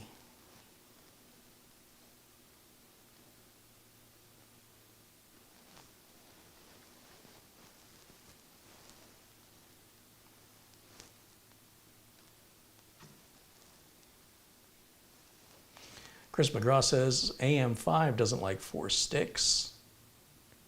Well, memory and AMD chips have long had a compatibility fight that's still hasn't been completely ironed out. And of course, anytime you're dealing with some new socket, right, a brand new chip family like AM5, kind of start over again with all the compatibility stuff. So if you're going to be one of the first people to buy the latest tech, then you're going to go through all those teething problems new technology always has, regardless of if it's Intel or AMD. If it's new technology, there's going to be teething problems for the first year or so.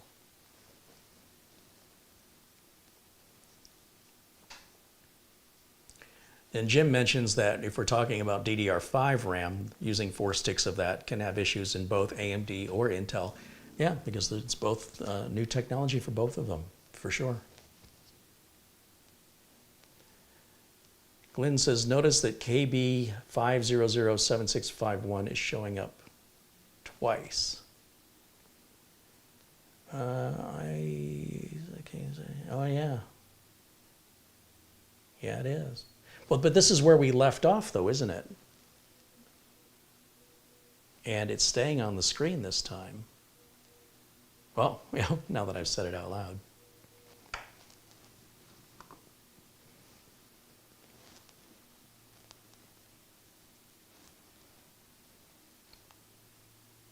It's very strange.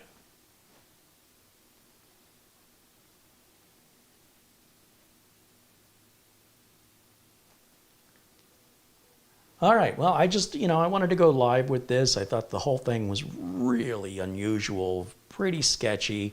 I know some people have thought maybe the Ace Magician or the Camrui or Minis Forum or B-Link Mini PCs were sketchy because they're coming from China where English is not their native language, but those are reputable companies.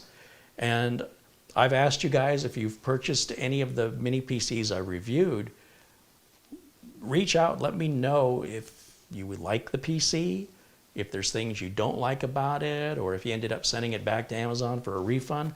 I'd love to hear the feedback because, if I'm hearing from a bunch of people that they ordered a specific manufacturer's mini PC and didn't like it for any reason or sent it back because it was bad, I need to measure the consensus. Like, I need to figure out, is that just one person saying that, or are there like 20 people saying that? Because if there's a lot of people having issues with a particular manufacturer, whether it's customer service or, you know, the thing's too loud, whatever, if there's a common issue, then I'm going to warn viewers about it. And, you know, I'm going to share that information going forward. If it's just one person having an unusual problem, you know, that happens. It happens for a number of reasons. Mishandling in delivery is often a very common issue. When issues happen, sometimes people have, like, the UPS guy drop kick the package to their door, but we don't know where along the distribution chain any potential dropping of the package or mishandling of the package might have occurred. So I don't worry about any particular complaint. What I am concerned about, because I'm not being paid by any of these mini PC manufacturers. They're sending me units and I'm reviewing them, or I am buying the units as I did with this BMax so I can, you know, compare it. Is it better? Is it worse? Is it all mostly the same with a different name on it? And this one to me feels worse in a lot of ways. And I don't know if the Windows Update problem is related, as mentioned in the chat, with a bad Windows Update, if it's related to perhaps a video card driver. But I have never seen this before. I don't have any other computers that display Windows Update like that. So it really concerned me that maybe this unit's sketchy. When I went to the website and saw they were distributing Windows 11, they're not allowed to do that. I mean, they're just not allowed to. So I don't know how they're getting away with that. I suppose if you want to download that, you can. I don't know what good it would do you. Certainly it's not activated, right? We go back over to activation settings. Now that it's had time to talk to the activation servers. Yeah, it's not reactivating, and that's concerning to me as well. I don't know if they're plugging a product key in there and they're just using the same product key. And it's not a big deal for me to go to VIP CDK deals and buy a Windows 10 Pro product key, because the Windows 10 Pro product key is cheaper than a Windows 11 Pro product key. And you can activate Windows 11 Pro with a Windows 10 Pro product key, because Windows 11 is a free upgrade from Windows 10. It's also a free upgrade from Windows 7 and 8. So even if you had a Windows 7 or 8 Pro product key, you should be able to use that one time to activate Windows 11 or Windows 10. They're all free upgrades from one to the other, so all those product keys should work once to activate and tie the operating system to the serial number on your board, so future reinstallations will reassign that product key back unless you reuse the product key on another system, in which case, if it works, that new system now overrides and becomes the new one. So if you ever had to do a reinstall, or you might turn the computer on one day and find it's not activated anymore. So you're not allowed to use the product key on more than one computer at a time unless you bought a product key. That's a multiple license key.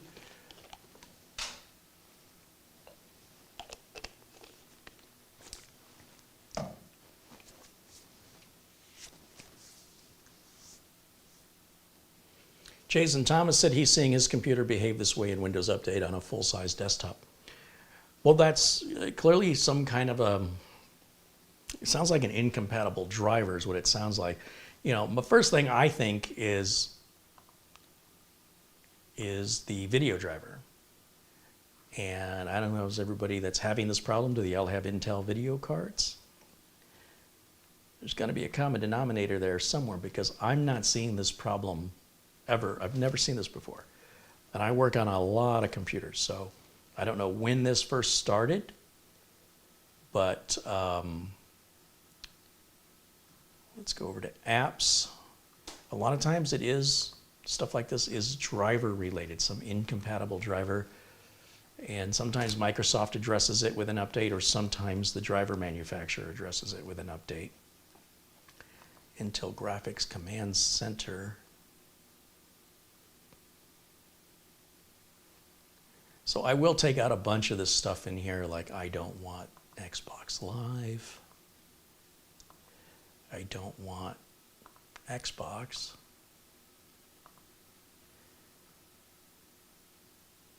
I don't want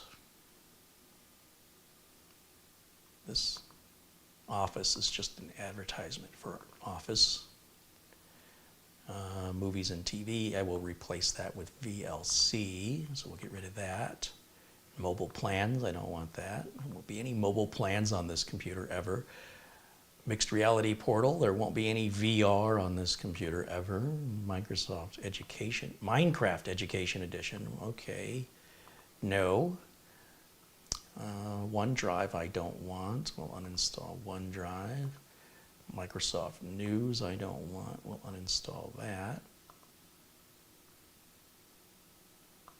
What else? Media player, again VLC will replace that, so we'll get rid of that.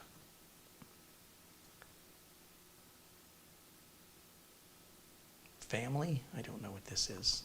I don't want it though.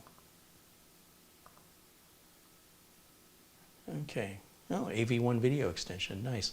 Okay, so drivers, let's take a look at the device manager because we used their installer. It should have put the drivers on for us. Let's see if it did. Yeah, it did. With a regular Windows 11 install, we'd have to put a bunch of drivers on here that are not built into Windows 11. So by using their installer, it's plugging all those in for us. The good news is that I don't see anything wrong with their installer. Like it doesn't seem to be creating any issues. Doing a fresh, clean install of Windows 11 results in the same Windows Update problem. And it'll be interesting to kind of keep an eye on that to see how that gets addressed, because something like that is going to be, it should be anyway, prioritized to get that addressed and repaired, whether it's a further Microsoft update or a driver update from something that's causing that.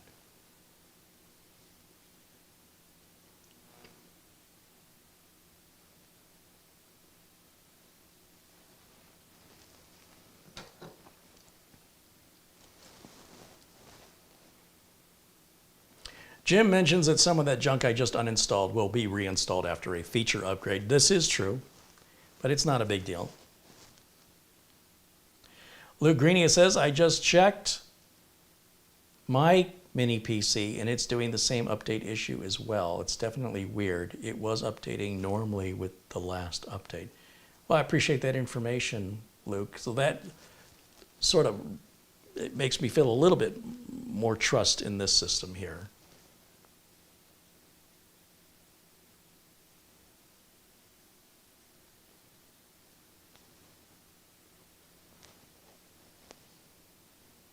Jason Thomas says, my computer started doing that thing with Windows Update after the last update came out on his desktop computer.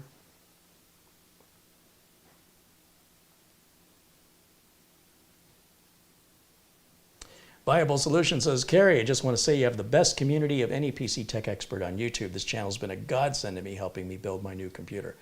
We do have an amazing community here, and I can't speak highly enough about the regulars, the folks in blue, who have been coming here for, in many cases, many years, and show just the kindest courtesy and respect to people who come in and make everybody feel welcome.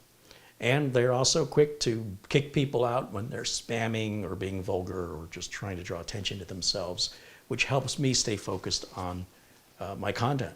So absolutely, and I'm so glad that you're a part of our community, and I'd love to see this community just keep getting bigger and bigger and bigger with like-minded individuals, because there's just not enough of that in the world today, quite honestly.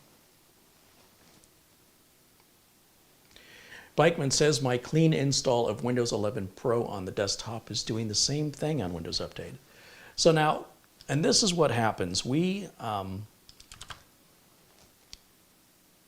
the timing of the Windows Update creating this issue, along with me reviewing a new computer from a manufacturer I've never dealt with before, couldn't be made up. Like I couldn't, what are the odds? So if I had seen this problem before, like on any of my computers, if I had seen this behavior then seeing it on this new computer, I wouldn't think, oh, well, what fresh junk is this, right? But when you combine that I've never used the computer before, and you combine that I've never seen that Windows Update problem before, it sure looks to me like that's unique to this specific machine. So thankfully, you know, I have this community that I can share the experience, and you folks can say, no, you're not alone, Kerry, I'm seeing it too. Now I would have to, well, I can look at the streaming computer and I can go to Windows Update on it. And I usually do that every time before I stream, just to grab any updates. And it just works like it's supposed to. So I don't know why I'm only seeing it on this machine. But it does make me feel better that it's not necessarily any particular issue with these very strange component manufacturers inside. And just because they're strange doesn't mean they're bad. Just to be clear. But if something is bad, yeah, so I'm getting an antivirus update on the streamer right now, and Windows Update is working exactly like I expected to. This is the only time I've ever seen that. Now maybe if I start pulling out the mini PCs and checking each one, I'll be able to repeat the behavior. But I suspect that through another Windows Update, it's going to fix whatever this is. And if I had reviewed this computer either before the update came out that's causing it, or after the update comes up that fixes it, my review would be completely different, right? I wouldn't be so skeptical. So let that be a lesson to all of us who do this, right? We come to conclusions which may just happen to be timing issues.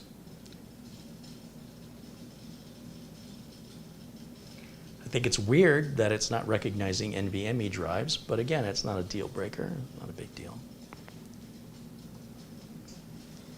Does anybody have any last questions here? We'll wrap up today's video.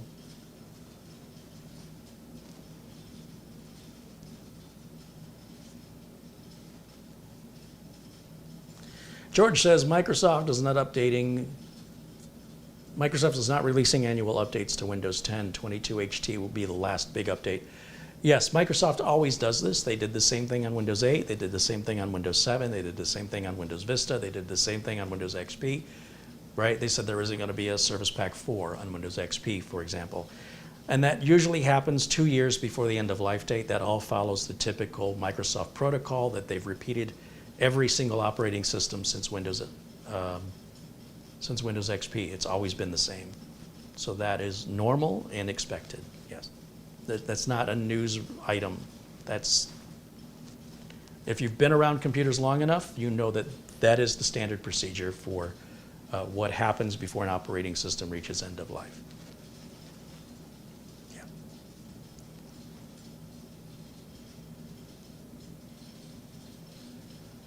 Jason Thomas asks, do you have a capture card to use OBS? You don't need to. You can use a web camera. You could even use many phones. Yeah. Marsman wants to know if I'm still using the same bridge, Wi-Fi bridge. Yes, I am. Yes, I am. Same one. I tried upgrading it to a gigabit one, and that one was finicky, so I got tired of its finicky nature. I'd make it work, and then it would have problems. So I just took it down, sent it back to Amazon. I was almost at 30 days. I was really stubborn trying to make that work for over 3 weeks. And I said, you know what? It's not worth it. I'll just put the 100 megabit one back up. And it's been rock solid, just like it was before. That's what I get for trying to fix something that ain't broke. I should take my own advice, shouldn't I? Sarge Tech says, thanks, Kerry. This was a fine way to spend my Sunday afternoon. Well, thanks for hanging out with me, Sarge Tech. And Zach Bischoff says, hello.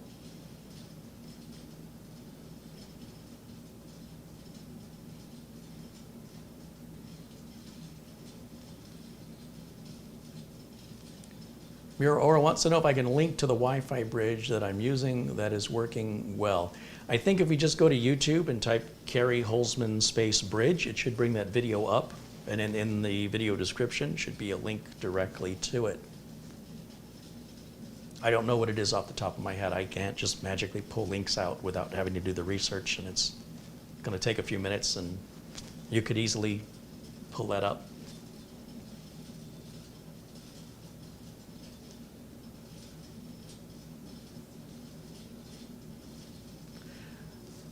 Jason Thomas says, I enjoy hanging out here with everyone. Well, we enjoy having you.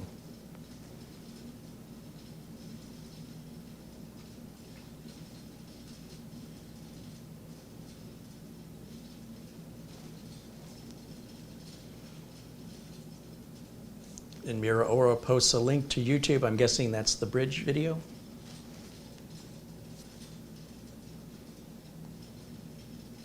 Yeah. And the link is right there in the video description. There you go. You've answered your own question. Let me go back.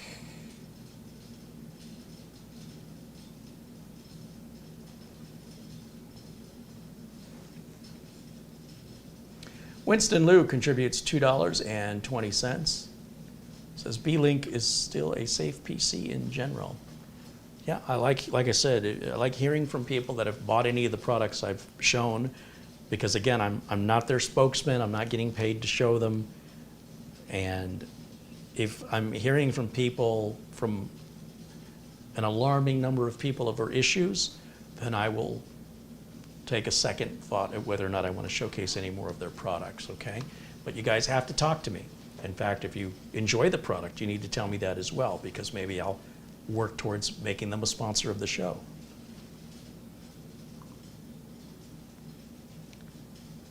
Oh, wrong mouse here.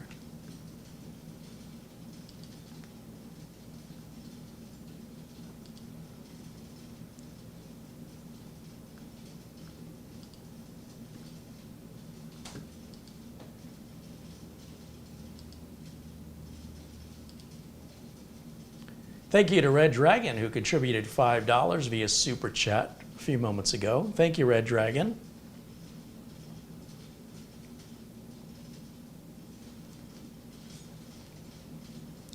And does anybody else have any questions I can answer for you? Even if it's me pointing you to one of my videos. I will do that because if I'm going in depth on a video, I'll get into more detail than what I'm going to do, here live. But I can point you in that direction, and I'm more than happy to do that. George wants to know if I've received the Minis Forum NAD 9. I have not yet.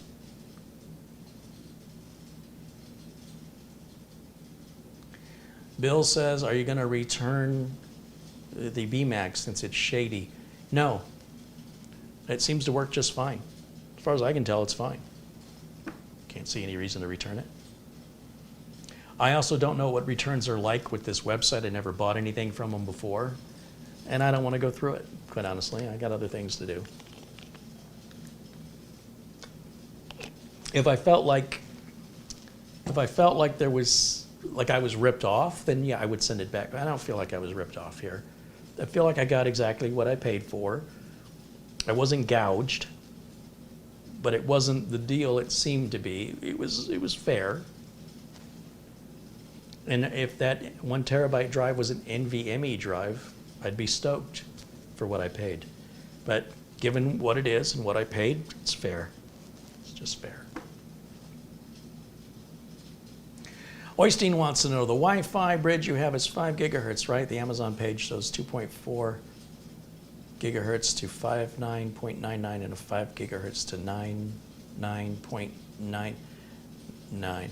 So I don't know. I don't know what frequency range they're in, Oystein. They talk to each other on their own proprietary communications channel that is not a typical Wi-Fi channel in use by consumer routers. If I remember correctly, I recall it being in the higher end of 5 gigahertz, but I just can't remember what it is. It's a plug and play. You don't really go in and change anything. You just literally plug them in. You might have to find a channel that's less noisy. There's a little button underneath. I go through it on the video. It's all on the, all the details of that are on the video.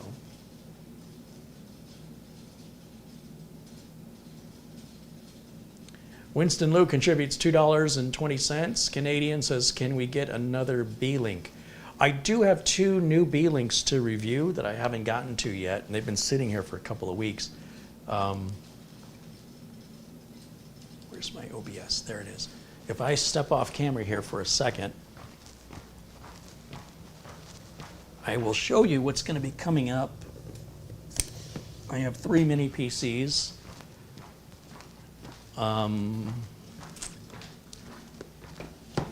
That I've not reviewed yet. This is a brand new model of Ace Magician that is not for sale yet.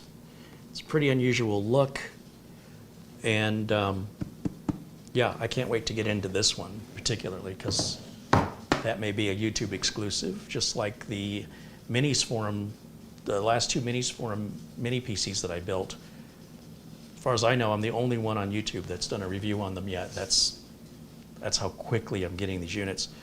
This is the SER series mini PC, and this is an AMD Ryzen 7 5800H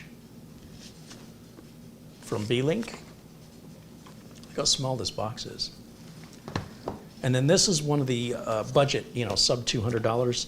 This is the N100 processor, 16 gigs of RAM, 500 gigs storage, Wi-Fi 6, 2.5 gig LAN. And this is the 12th gen, what's it called, EQ? So I've got that to review, this to review, and I'll give you a little sneak peek at this one. Don't tell them I showed you. Don't you get me in trouble now.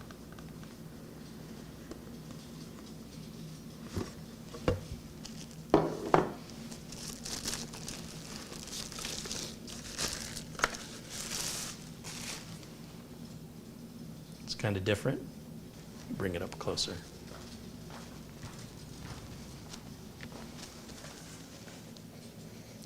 Kind of a different look from Ace Magician.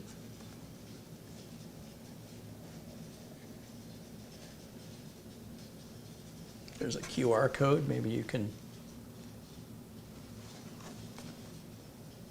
cheat and look it up if you really want to know. Or you're just going to have to stay tuned to find out what the heck this is. Hopefully we will get to this next week.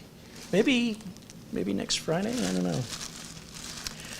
So the hot dog build, I built that to teach you why you don't go cheap on stuff, all the headaches, and frustration, and Band-Aids that typically result from buying shoddy equipment, thinking you're getting a deal, when in most cases you're getting exactly what you paid for.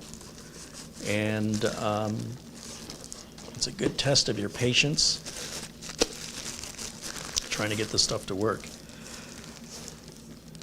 And, I ended up putting a different motherboard in there, and then that 13600, I didn't realize that thing ran at 5.1 gigahertz and how much heat that generated. And even the liquid cooler I picked seems a bit inadequate for it, but I think I'm going to go ahead and add an RGB power cable to it like I have over here. And I'm also thinking of doing a little research to figure out what vertical riser is going to work in there. Those vertical riser cables are like $60 to $90, and I haven't seen 2 that are alike. And I don't know which one is going to fit in that case. But that video card's got some really nice controllable RGB on it, and I think it would look great to be sitting vertically. And every time I've tried to build a system with a vertical GPU, I cannot find a bridge or an extension that will fit in it. So like the Cougar Conquer case, where I've got the big robot's foot case, I've seen some videos where people are sort of hodgepodging it to make it work, but I don't want to do it that way. I want it to fit properly. And if anybody finds out, which PCI Express extension cable is going to work on that All's-Eye case I'm using on the hot dog build, I think that'll be the final garnish, is to have the vertical video card and the RGB color power cable. In fact, I got the power cable in today, And I just was looking for something different because that's the Leon Lee Strymer in there. And then, of course, there's the new version of it. And then there's Ergu. I don't know what Ergu is, but it's called Ergu. And I think it's ARGB, which means it'll plug into the ARGB of the case. I don't like RGB. I think it's stupid. So on occasion, I'll do it because it's silly. It's a nightmare in cable management, and you can spend hours messing around with different light patterns that has no impact on PC performance, security, or reliability. It's just a complete and utter waste of money and a complete and utter waste of time. But sometimes, on occasion, rarely, doing something stupid because it's fun, if you don't take it too seriously, if you don't care too much about the money, why not? If you've got the time and you've got the money and you just feel like that would be fun, but if it's something you want to get done, you want to keep it on a budget, you don't want it overcomplicated, stay away from the RGB stuff because it's just a time suck and a wallet suck. It's just silly. I don't know where it's going to stop. We're going to put RGB in our refrigerators and our stoves and our washing machines. I wouldn't be surprised. It just makes about as much sense. With everything moving towards mini PCs, I'm seeing more and more of the mini PCs coming out. I wouldn't be surprised, and I can't predict the future, but I wouldn't be surprised if home users, purely for financial reasons alone, buy the mini PCs instead of the desktops. Because most home users aren't upgrading. They're not using a lot of storage space. And I realize, I've got a lot of enthusiasts that come in and watch my channel, and it's not really who my channel's for, and I don't mind that they're here, but sometimes they ask questions that, I don't know, they just kind of seem to me to be sort of looking at everything under a magnifying glass that most people don't care about. So I sometimes get a little frustrated with the level of minutia some people are interested in. And I can't help but wonder if they're just asking to ask or if they're sincerely interested in buying a unit and they need to know that information before making a purchase. Because, look, if you're somebody in sales, you don't want to spend 3 hours with a customer who's just shopping and not going to, they don't have any money, they couldn't buy if they wanted to, right? And at the same time, I don't want to provide a bunch of information that gets into a bunch of tech minutia that 99% of my audience isn't interested in. It's just one person asking. But if that one person is sincere about buying it and there's a real reason why they want to know, what's the audio decibel level of the fan? Like, really? Seriously? I'll answer it to the best I can, but that's not really why I created my channel. There's enough of that minutia online, and let me rephrase, I very rarely had any incidents with customers complaining about fan noise, especially nowadays. When that was happening, I had a doctor once complained that the sound of his hard drive was too annoying. After a hard drive upgrade, the new hard drive was too loud. Once. It happened once. And then I've had people complain of fan noise when the fan is broken, like it's making a high-pitched squeal, or it's making it sounds like there's a card and bicycle spokes, like a grinding sound, but not under normal operation. I have had maybe 3-4 customers that thought their computer fan was too loud, and they were all using the stock Intel fans, and upgrading them to a third-party cooler was the solution, because those coolers are bigger fans. Bigger fans don't have to turn as fast to move more air, so they're quieter. But it's not common. It's very unusual. It would have to be exceptionally loud for me to make mention of it.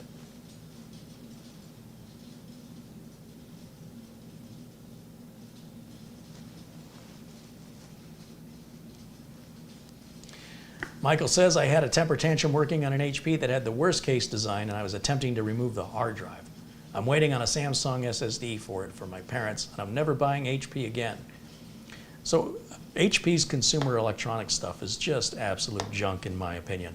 But their business stuff, like the HP mini PCs that have been given away here, these things are built like a tank. You wouldn't know this was the same HP. Get your hands on one of these, you'll have a whole new respect for HP. I know I do. But the consumer stuff, that's built to a price. It's built as a commodity. And I really wish they didn't use the HP name on it, because it really ruins their reputation. HP doesn't sell that level of junk to businesses. Only the consumers get that. And you know why? Because that's what the consumers are demanding. They're like, make it cheaper. So HP says, okay, you want it cheaper. You know, they're going to say, I can get the Dell for less money than yours. And that's because Dell's doing all these cheap shortcuts. And so HP has to also do the cheap shortcuts to be competitive. So consumers are causing it to themselves.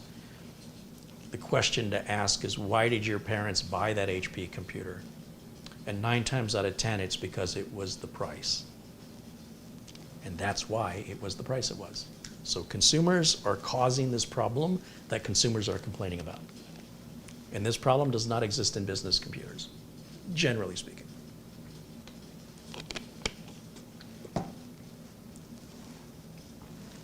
Richard Palmentier says the HP Desk Pro I have from you was doing just great. Yeah, as I expect it would. There's my friend Ron Hillier joining us in the chat. Hi, Ron.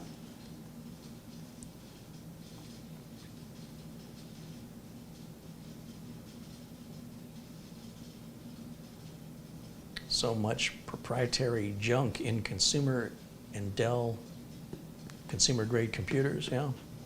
That's how they get the price down. That's all people want, cheap. Make it cheap. And there's ways to make it cheap. They can absolutely get the price down. I'm just gonna show you something here. Let's go over to my YouTube channel. Let's see. I saw a video released today that I thought was pretty interesting.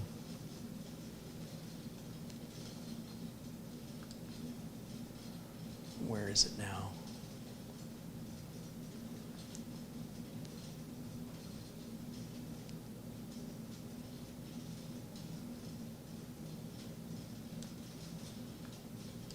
Check my subscriptions. It's got to be in here somewhere. You guys might be interested in watching this video. Once I can find it, I will share it with you. I was kind of on the fence of ordering one to verify it or to evaluate it for myself, but the more I think about it, the more I think it's overpriced. Let me share my screen.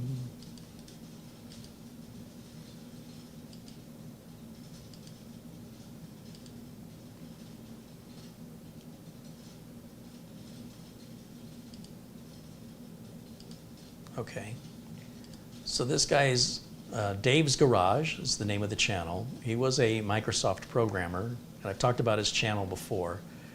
About 8 hours ago, he posted this video. It's called The Sigma, the most powerful single board Windows PC. Now, I'm not quite sure who's buying these. It doesn't come with a case, so I guess you have to, I mean, I don't even know where you get a case for it, but it's a whole computer minus the case that's like a mini PC, and he has a link down here. It's called the Latte Panda Sigma at lattepanda.com, and it's kind of pricey. It looks like it's a project board like people who like Raspberry Pi and stuff like that. And if we hit the buy button, it's $579 bare bones. And it does say server, but it's Windows 10 and 11 compatible and Linux compatible. So without an SSD, I guess you get RAM, but no solid state drive and no Wi-Fi at $579 and no case. Or you can get it with the solid state drive and 6E Wi-Fi at $648, which would obviously be much cheaper for you to do that yourself. And again, it concerns me that there doesn't appear to be a box for it. But it's a 12-core, 16-thread Core i5-1340 13th gen processor, and I feel like some of these mini PCs are more powerful than this. And they're in a case, you know. So I'm not quite sure who this is for, other than people that like, you know, little projects. But if you want to learn more about it, be sure and check out Dave's Garage.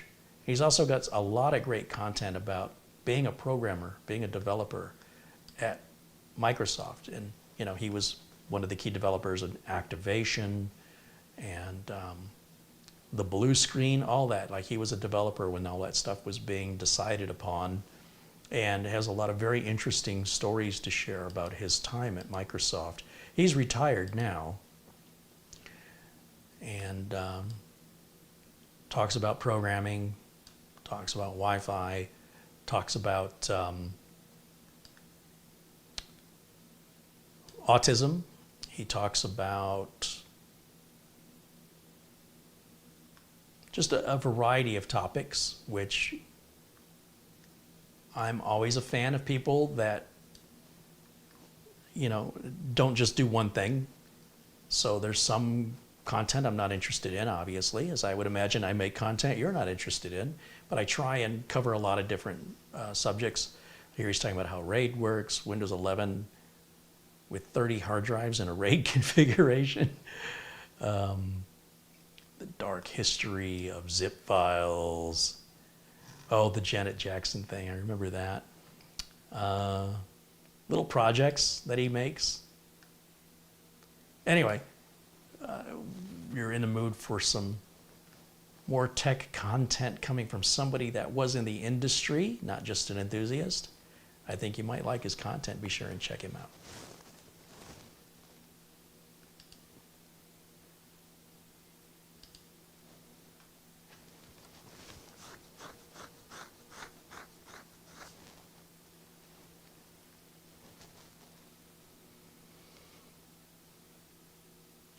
Richard says, explaining computers, shows a single board computer on his channel. Chris does a lot of these SPCs. I've only recently discovered explaining computers, so I haven't gone back much in his library to see what he's covered. I know he does a lot of project stuff, a lot of Raspberry Pi stuff, and I'm not really interested in any of the project stuff, but it's good to know that he's done these single board computers. I don't think I've ever heard the term single board computer before, except when I had that little Intel Nook 9 Extreme. That's the time, I think that's the only time I've ever heard of a single board computer. So that's a terminology I'm not familiar with. Mark Gain says, Carrie, did you see Dawood does gaming on an NZXT Kraken all-in-one? I did see that. I watch all of Dawood's videos when they come out. And I haven't had time to really go through his back library, but Dawood makes some really funny tech stuff. I like that he has a very everyman approach. He doesn't come across as a techie. He doesn't come across as nerdy. He just comes across as a regular guy that likes tinkering around with this stuff and isn't afraid to break it. And he's hilarious. So yeah, he tried to play a video game on the monitor on the cooler. Like, you see the spinning cube on the cooler? It didn't work well. Why would you want to do that? But if you're in the mood for a laugh, yeah, Dawood Does Tech Stuff is the name. It's like David, but instead of a V, it's a W. Dawood. Dawood Does Tech Stuff. Great channel. Highly recommended. Guy is hilarious. He doesn't get overly complicated. He doesn't get buried in the tech minutia. Yeah. And if you're also into gaming, he covers a lot of gaming-related subject, as well as when he's testing like the performance of a system. Maybe an older used system he bought from eBay, does it work as a gaming PC? Or just the sarcasm of, you know, some $100 gaming PC on Amazon. That's how they sell it, you know. Mini gaming PC, $100. And then he throws games on it, and then they move at like 3 frames per second. And he's like, oh yeah, that's a great gaming PC. So the sarcasm's nice and thick, and I enjoy that. Chris McGraw mentions ETA Prime. I'm also subscribed to ETA Prime. They have excellent videos as well. In fact, if we go through, wrong mouse, Carrie. Let me go back to my window capture and look at my subscriptions. I mean, I've got a lot of subscriptions here on the left side. You'll see 133, 34, 35, 36, 37, 38, 39. There's 140 channels I subscribe to. That covers the gamut of my interests.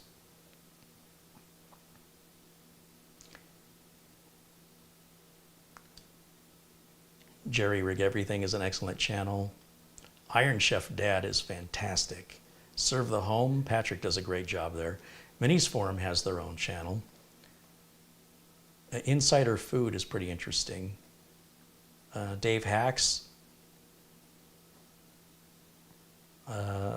Sophia Nygaard, she makes some really great content.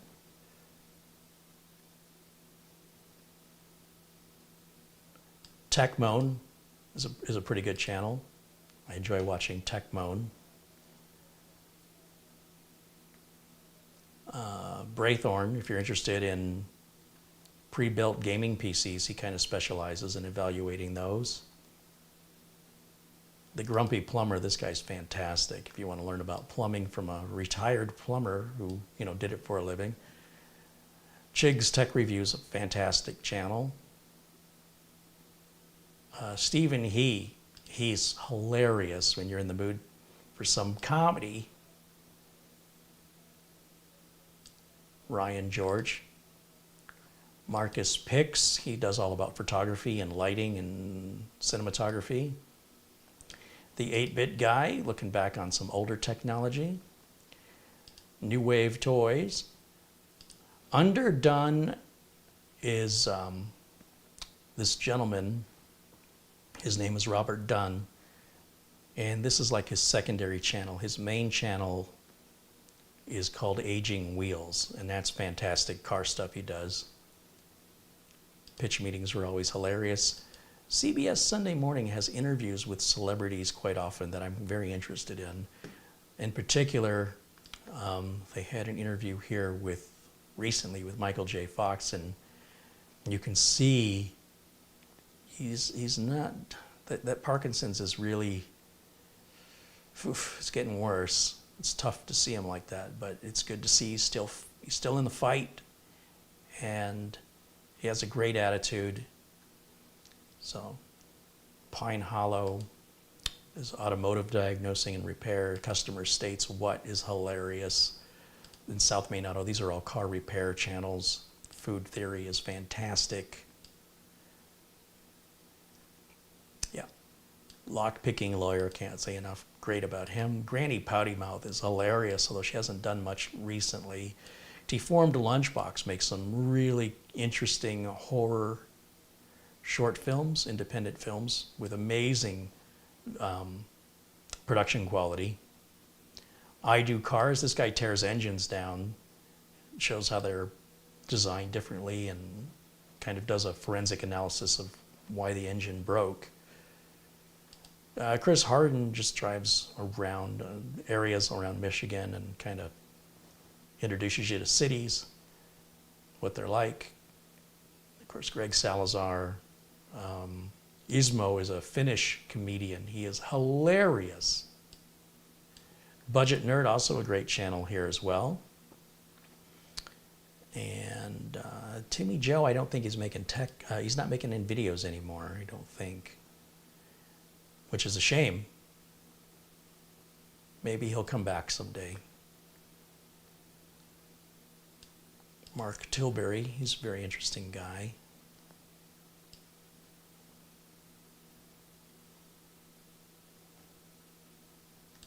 Bill Owen has some of the most amazing custom PC modifications you will ever see. This guy is on another level. He does what I do, as 10% of his job. The other 90% is making the computer a piece of art. So never mind, it's all got to work. You know, all the components have to be compatible and reliable and fast. That's nothing for this guy. For him, the talent is in the design of the case. And every case he does is like a sculpture. It's unique, one-off, no two are ever alike, and they're all handmade. And he does just an amazing job with the custom painting and even custom 3D prints materials. And yeah, it's really, really cool. So highly recommend. All these channels are fantastic, by the way. So when you're looking for some good content, and you know, don't do it when I'm live. There's some suggestions for you to check out. And if you like them, subscribe to them. Be sure to click the bell icon and turn your notifications on so you can know whenever they post new content. And let's not forget our good friend Doug Betts over at Live Windows Training with Doug Betts. Does a lot of live diagnostic with people with Windows-related problems, printer problems, whatever people throw at him live, unscripted, unrehearsed. He's a PC technician with over 30 years of experience like myself. He's a friend of the channel. He's been a guest here many times. His community is a smaller channel, but it's also a more intimate channel. Everybody knows each other, generally speaking, but there's always, because it's still in its infancy, there's a great time to get in and be known, if you will, instead of getting lost in the crowd, which, you know, I'm sure given enough time, his community will continue to grow and grow. I certainly hope so. And the information he offers can be very, very useful if you want to learn more about diagnosing and repairing the hardware, the software. He covers all of it.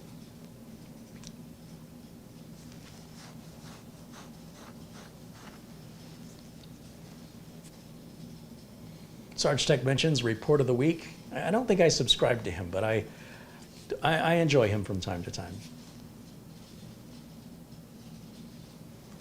Michael says, I noticed in the HP it has an Intel Optane drive. Do I need to take it out in order to get the Samsung Magician software to work? The Samsung Magician software does not work with Intel's RST or Rapid Storage technology, so that has to be disabled in the BIOS. As for whether or not Optane has to come out, I think Optane has to have RST to work.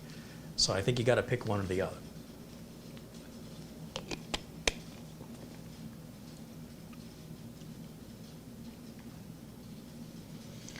Richard mentions he's watched Explaining Computers for years. He does a lot of different things. Scroll through his content, you'll see all the stuff he does. He's a good teacher. Yes, Christopher Barnett? Yeah, it seems like a great guy. The only thing holding me back is time. But he is definitely on the subscription list as well. Sarge Tech mentions he likes Food Wishes, Fred Flicks, LGR, Mr. Carlson's Lab, Rick Beto, yeah, with the guitar. Sam the Cooking Guy. I stopped watching Sam the Cooking Guy because he's making food I would not eat. But I do like his delivery. I like his on-air personality. He seems like a down-to-earth, approachable guy. But he's making food that I'm like, yeah, no thanks, I'm not eating that. So it seems pretty rare that he's actually making something I would eat.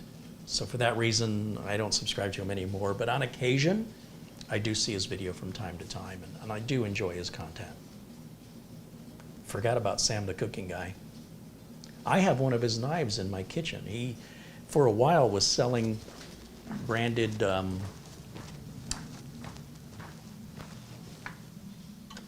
kitchen, what's the word I want?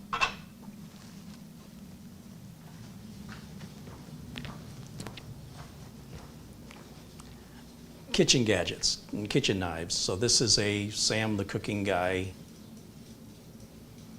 knife that, you know, obviously he's not making it, he's partnered with a manufacturer, put his logo on it. It was a fair price, and I enjoy supporting what he's doing. And yeah, when I need to cut something big, like a big old spaghetti squash or something, this bad boy comes out and gets the job done. Unfortunately, the handle doesn't match any of my other knives. It's the only thing. It's the only knife that I have from him, but it's a good knife. I got respect for people that when they're selling merch on their channel, that they're making sure it's quality merch. They're not just in it for the money grab. And I get that sense from Sam the cooking guy that, you know, these are all kitchen utility things that he uses himself. It's got to be up to his standards.